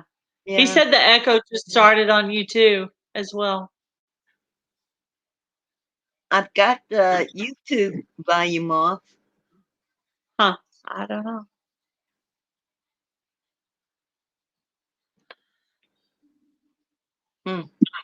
I tried to go up on Lori's World's live on Sunday night. I was up for a few minutes and it just kept messing with me. And I was like, okay, I guess I'm just going to listen. Let's see if I have to miss the chat. I learned that I can catch the chat if I click on the word comments. Yes. It's just a little slower. It's just a little slower. Like we're a little behind. Whatever it is we're reading is a little behind of what's actually being said, kind of. I'm behind everything, lady. Huh? I am behind everything. Well, me too. Only time I'm fast moving is when I'm going downhill in my chair. When there's a fire under my butt, I run real fast. When there's a fire under my butt, I sit down and put the fire out. Because I can run. Oh, I try to be. It's always fun around here between. I don't know who's worse at having fun, me or Rusty. Although he does tend to go and hibernate when I start getting really funny. I guess I'm too much for him. Our plants, greenhouses, raised beds, woodworking, tiny home built, swales, fruit tree forest, bigger vine fields, pond, drop gravel, roads repaired. That sounds like a lot of stuff going on. Looks like I got a lot of videos to watch there, Wickershire Project. I actually just started on your videos, so I bet you got all that going on. Speaking of, I have a water trough, a horseless water trough. I used to use it as bathtub, but I can't no more. Anyway, I can use it for plants. Plant. Not. I want to plant like I can plant onion. I love onion. By the way, I'm going to make your omelet with mushrooms. I love mushrooms. Anyway, speaking of that, I need compost. Okay. I need compost. Now, if you make a trip, you could bring some. Yeah, I could. Yeah. Do you have holes in the bottom of your trough? Just at one end. I used to have a drill, but it grew feet, so I can't put. I would love to put more holes in there. Yeah. Okay. I'll have to make it. We'll make a note of that. Okay. Well, I have some of those red onion bulbs. Do you want some of those? Yeah, I love onions. Yeah. I think Worcestershire Project, were you the other one that said you wanted some red onions? Yes, she was. If you do, just send your address to my email address that's going across the banner there, and I will send you some onions. And pepper, I'll probably just bring yours when I come. That'd be okay. Rusty Pepper. It's the Rusty Pepper is the name of her channel. If you're trying to find it, is that what you're saying?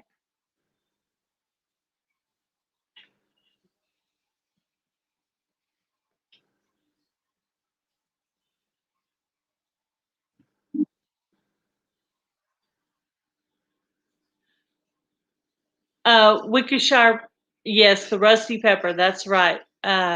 Heritage Heart Homestead put her channel name. Maybe when you come in here next time, Pepper, put the whole channel name so people know how to look you up. Because I don't think I have any. I don't have any moderators in here still. I think they're all gone. I think my sister-in-law's gone. Lori's a moderator too, but I think she's eating dinner. Yeah. But Worcestershire Project, how many subs do you have? I can't remember. I mean, it doesn't matter. I'm not judgy or anything. I'm just curious. Let me see. Lori's World just put it up. Yeah, she just put up your link. Yeah. Thank you, Lori. Thank you. Yes, Lori is in the house. Lori is in the house. Yeah, she's just busy chewing on something. Well, the child is hungry. Oh, okay. Pepper, write down this name right here. Kristen Lettner. I gotta find some paper I could write on. Oh man, people come up and mess up my books. Ooh, shame on them. Somebody came today and just welcome, North and South Homestead. She has 9 what? 9 subs, I think. I believe Chris is a man. Okay. Sorry. Sort of. Oh, I know. If I don't. I know. Heritage Heart Homestead. Your first name is Fran. Is that right? Because I think I remember that's what Kathy calls you. Sunlightner. So it's Sunlightner. Okay, I was saying it wrong. Can you spell that for me? Please, I can't read it. Okay, I'm ready. The last name is sorry. SONN. SONN. LEITNER. T what? NER. Okay. I have to write slow. This is about how good I get. Okay, where is it? I know. Yeah, I saw it whiz by. Yeah, I see it. Okay. Oh. Yes, we're a couple of minutes apart. If you have not subscribed to Chris Sunlightner, I think that's how he put it out. Lori just put up the link for that channel. I might have. All right, enough. I think it's because I got a few. Yeah, I think Chris is going to be in Shed Wars as well. I think I saw a Shed Wars video of him with his son. So, Yeah, your channel will grow being in Shed Wars. The echo's back? No. You know what? I think it's because of all these.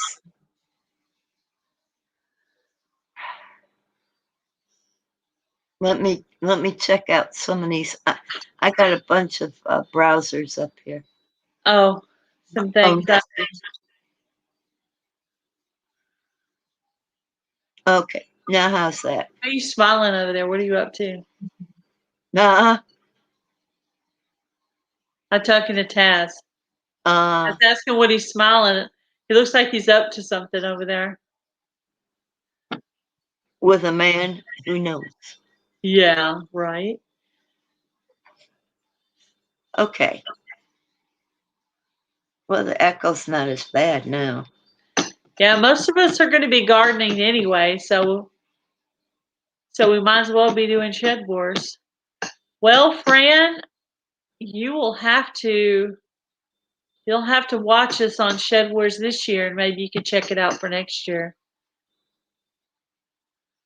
300 last week, 262, but it fluctuates by day.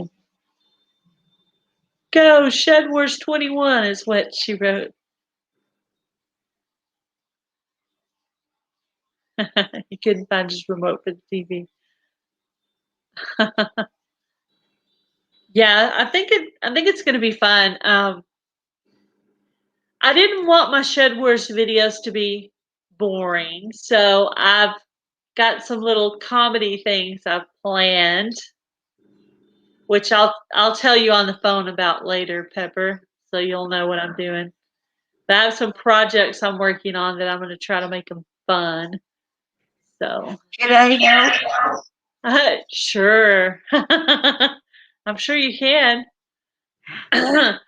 So I have a few things up my sleeve. I've been talking to different people, getting ideas, my family, and people have some good ideas, and some of their ideas kind of went with some of my ideas. So I'm kind of trying to think of those little things. I want them to be memorable and funny, and they're welcome saltwater born. I want people to be like, oh my gosh, what is she going to do this time? Child, don't. It's gonna send some smoke out. You want to keep it warm in there. Well, I mean, I'm going to be doing the video anyway. I'm just adding a little comedy to it. I know. I'm trying to tease you. You're trying to tease me? Yes.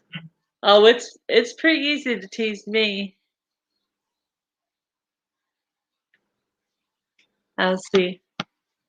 Sometimes it's easier to read some of the comments if you pull them up. Well, I really have to figure out uploading bottleneck or going to have trouble keeping up with videos for Shed Wars. Well, let's see. You only have to do, I think it's 14 videos. I think it's is it 2 a month? I think it's 2 videos a month for Shed Wars. So it shouldn't be too hard to keep up with. And as long as they're longer than 2 minutes, you're just going to update what you're doing. Hey, today I planted some onions. Here's how my broccoli's doing. Here's how my tomatoes are doing. And that's basically what it is. And you give them a tip. You try to incorporate a tip in each video. I plant my marigolds with my zucchini to ward the bugs off. And you can also plant basil and dill with your tomato to help ward the bugs off. So you just give little tips and tricks like that in each videos. Maybe things that only your family does. I've heard of people using Epsom salt. Don't ask me why they do that. I haven't got a confirmation on why they do that yet, but I saw somebody do that in a video, and I should have asked them what that was for. But wow,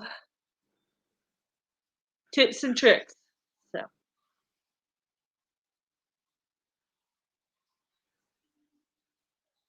You know, wouldn't it be funny if I sat here with glasses that had binoculars on them? Uh-huh. You know, I mean, like this. Like I'm looking through binoculars. I can't see this stuff unless I get my nose on the screen. So Yeah. if I sit here, I would like a pair of binoculars that will fit my face. I'm going to see if I can locate some. They got them. They do have them.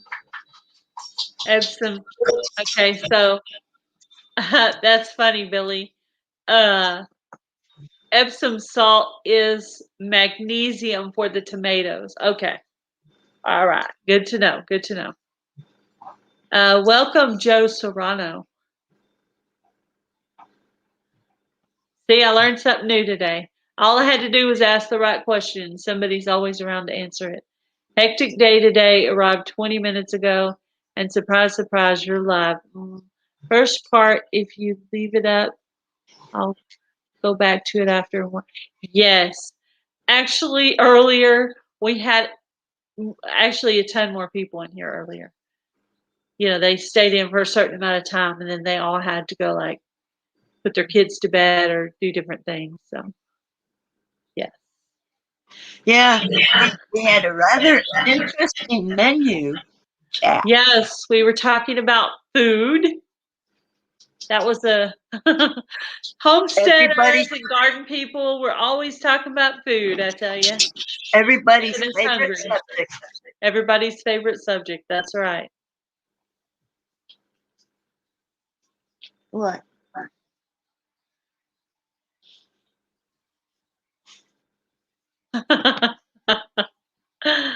Well, they did that in that movie. My human manure raised beds will cause controversial havoc. Yes. They actually did that in the movie The Martian, where he got stranded on that planet and he was using his own poop to grow potatoes. No. One teaspoon. It's not me. Billy started it.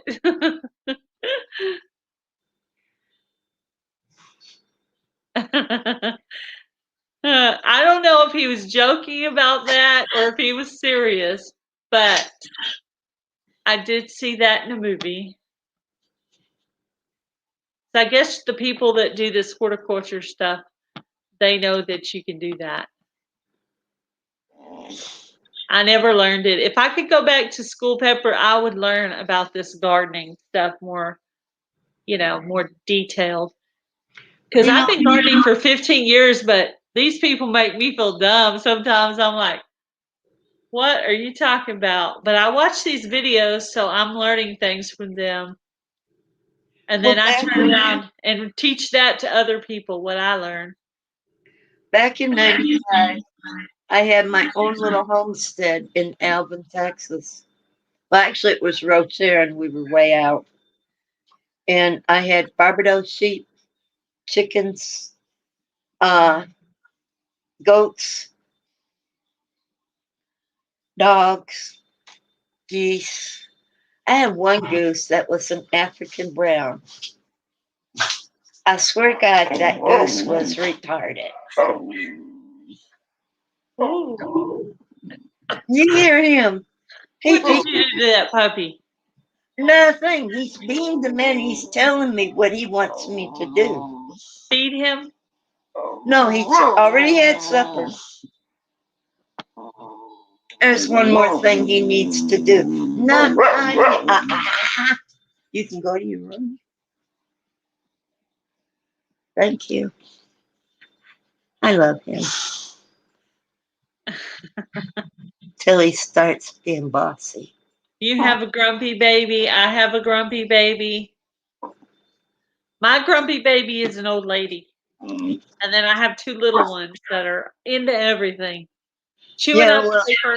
I sweep the floor. I turn around. There's paper on the floor again. where they chewed on something. I have to hide things from them because they'll chew on everything. They're a mess. Look who's here. Isn't he handsome? Yes, he is.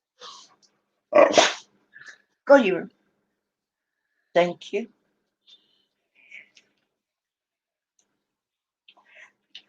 Oh, he's kissing my hands. He's trying to. He's the typical male, I think. Chris said, "Aw, aw." That's my little boy. I heard in one of your videos, Pepper, that you called your dog baby boy. Didn't you call him baby boy? I call my kitten baby boy. His name is Brad. I call him baby boy. Come here, baby boy. I've been calling him that for 10 years. Yeah. Yeah. He's no longer a teenager. He's just a grumpy old man. Grumpy old man. Well, I have a grumpy old lady and 2 kittens, but they're big kittens, you know. Well, as you saw the video, where you said they're almost as big as Mama. Is that cat that you have into the grumpy old woman? Is that the one that was outside? You had trouble getting in? No. Or she's still outside? I don't know. She is a stray cat. Right. And she had a litter of kittens. And so I took 2 of her kittens and kept them, and the other 2 found homes for her. So they don't see her every day.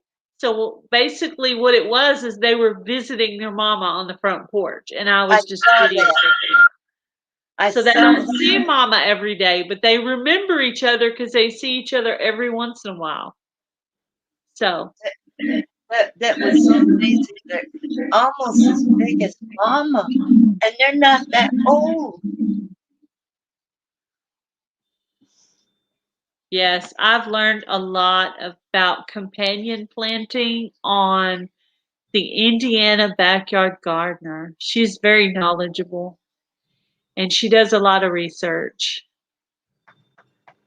And so I watch a lot of her beginning. I even watch people's beginning gardening tools just to see if there's something I might have missed. If it's something I know and I get to hear it again, or if it's something I missed. I call mine Rock Monster. Is that your dog? You call your dog Rock Monster? I had a Chihuahua named Baby Boy years ago. Aw.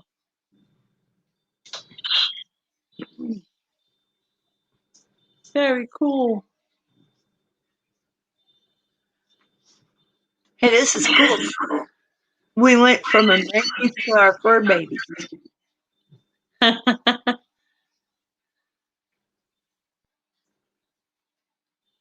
What about the growing food in your poop?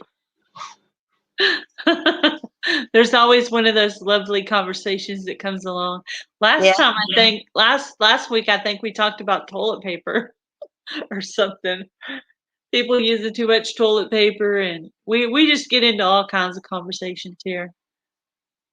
Now, unless I have a specific guest on that I want to interview, probably will stay just random chat. But if I'm going to have a specific person in, I will put their name in the channel, their channel name in the title, and then you'll know that particular live is about a channel. And I might do that next week. I might pick a channel. If I can get someone to agree to it, I might pick a channel and have them come up and interview them and ask them questions about their videos and their channel and their whatever else I could think of. I'm waiting. You're waiting? I'm waiting for your what? Lesson.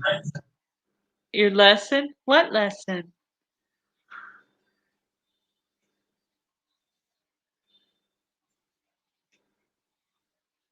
this thing. Oh, yeah. Call me tomorrow during the day, and we'll not even call it a lesson. We'll just call it. If we can figure out how to get you going live, we'll get you going live. And then I'll try to share it out and maybe get some people over there to your live.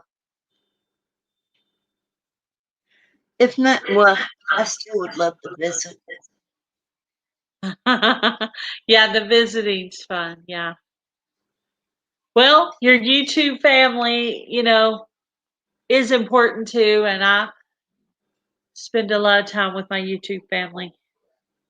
And I Yes. try to, I spend time with my mom too. My mom was here over the weekend, so. Yeah, you guys are really important to me too, because I mean, my world when I'm not on my computer is I might as well be sleeping 24/7 because there's no one here. They say, "Oh, why be on your computer? There's no one around." That's the point. There's no one around, but There's no one in the house. But on your computer, you have your friends, your YouTube friends. Yes. They can be very caring. You'll get more and more attached to people as you go. I've actually talked on the phone to a few different channels and actually friends. It is the Rusty Pepper. Yes, next time, Pepper, you need to put in the Rusty Pepper so they can see your whole channel name, because that's why they keep asking me that. Oh, you talking about in here in this pack? Yeah, let me take it away and I'll show you. Like right there where you put Pepper. Change that to say your whole channel name. That way people can just look that up. Can I do that now? I think you do that. You do that when you come in. You know, when you come in and you see your face and then you see the mic. Yeah. It says mic check and it has your channel name. You would just back on out of that and put the Rusty Pepper in there. And then after you type it, you just kind of hit the backspace. Yeah, they just have my first name up there, just Pepper. I'm the pepper half of the Rusty Pepper. Right. I'm the one that makes it spicy. Right. So you'll have to let me know if there's any seeds you need, Pepper, and I'll bring you some when I come. Well, you said some onion, right? A few of those red onion? Yes, definitely onion. I don't have any veggies. I have the one tomato plant. That's all I'm going to need. One tomato plant? Yeah. If I have more than that, my neighbors will come and take it. Oh, really? We're not allowed to do anything like that unless we share. Oh, well. But they won't let us have any raised beds. Huh. They were going to do that, but then when somebody said, well, talking about me having to go out there to, have access to it, and they said, well, why can't we build a sidewalk for her? And they said, oh, no, we can't spend that money. Oh. So, no There's raised beds. probably some laws that could make them do that. Yes, there is. HUD knows how to, too. Trust me. There's other people. ADA knows how to do that, too.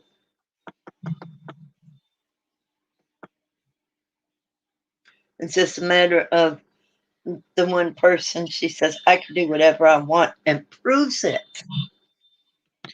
Okay, here's the question. How to find a link for a channel. Well, you go to the channel. Let's see. I'm going to try to do it on my phone while I'm telling you.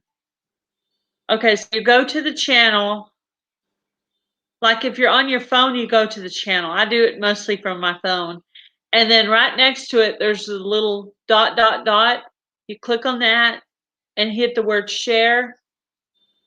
And then you go to copy link. And then now you have that. And then you go to wherever you want to put it. So if I go into my live right now, I can go into my live. Uh-oh, I got to turn my volume down though. Then I can post that link.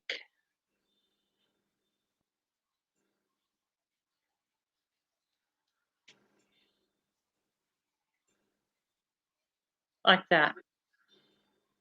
But let me, but that happens to be just the last channel that I was in. So let me go in here and actually put her link in here. But I'll try to go in another day and try to make a few more moderators. So if you happen to be in there the day when I make moderators, I might make you a moderator.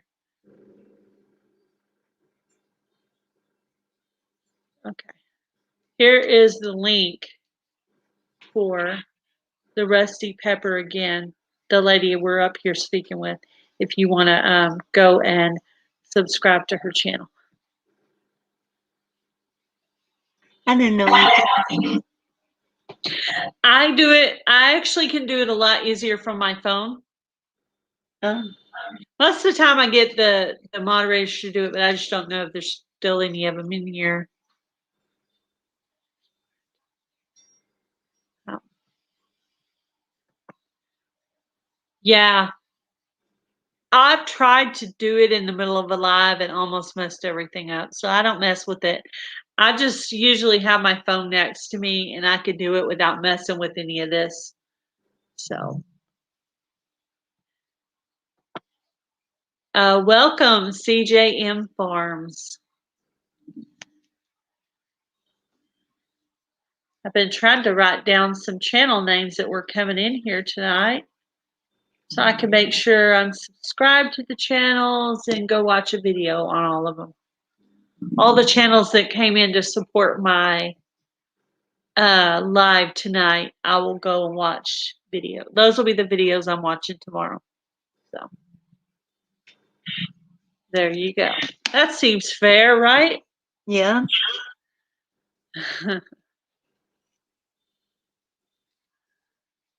Welcome, Joy Blessed Life. I'm going to write that one down. Joy Blessed. Oh, hi, Joy. Oh, do you know her? Well, I've been in other chats with her. She she goes to she goes into Family Homestead. Yeah. I've seen her in a cup. I don't remember if it was Jason Crocker or Jared Crocker.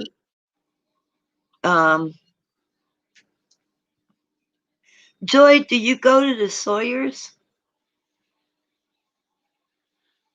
The Barnyard Chicken asked, don't you have to have 100 people to go live? Okay. The way I heard it is you have to have 100 people to go live on your phone. Unless you're on StreamYard, you can go live on your phone, but it's not really too stable. But you can go live straight onto YouTube or on StreamYard on your computer. Under 100, because I was at about 50 subs when I went YouTube the first time. So you can go live at less than 100. And I would recommend that everybody who has a channel should do that because it will help you to get your watch hours. Because you're going to get your subs. 1,000 subs sounds like a lot, but you're going to get your 1,000 subs probably way before you get your 4,000 watch hours. So you might as well just not even look at your sub number and work on your watch hours. if you're planning on getting monetized. Yeah, she does. And she writes for Ridge Pipe and Journey Along with Philip. Yes, I love Journey Along with Shannon. She's so sweet.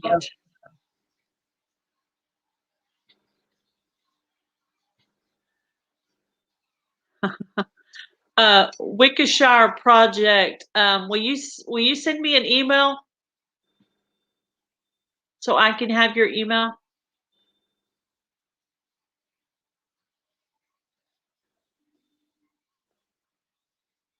Okay. Well, I'm going to go ahead and end this live for tonight. Nice speaking with you, Pepper, and all you guys out there. Thank you. Go ahead. Yeah, I was saying it was fun. I gotta get further back, or the echo will be unbelievable.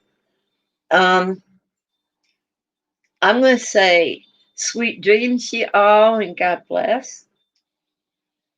And let's see, what's the song someone used to sing, or the music was for Good Night? Good night, sweetheart. Probably. I don't Good night, sweetheart. It's time to go. That's it. That song? Yeah. I hate to leave you, but I really must go. Good night, sweetheart. Good night. Is that it? Yep, that's it. I'd sing it too, but I'd ruin the airwaves. You know, like Rusty rusts everything out. I would kill the eardrums. Awesome. Good night, guys. Good night, Pepper. God See you guys bless later. everyone. Pepper, call me tomorrow, okay? No problem. All right. Bye-bye. Bye-bye, everybody. Thanks for coming in. God bless you all. Appreciate all of you.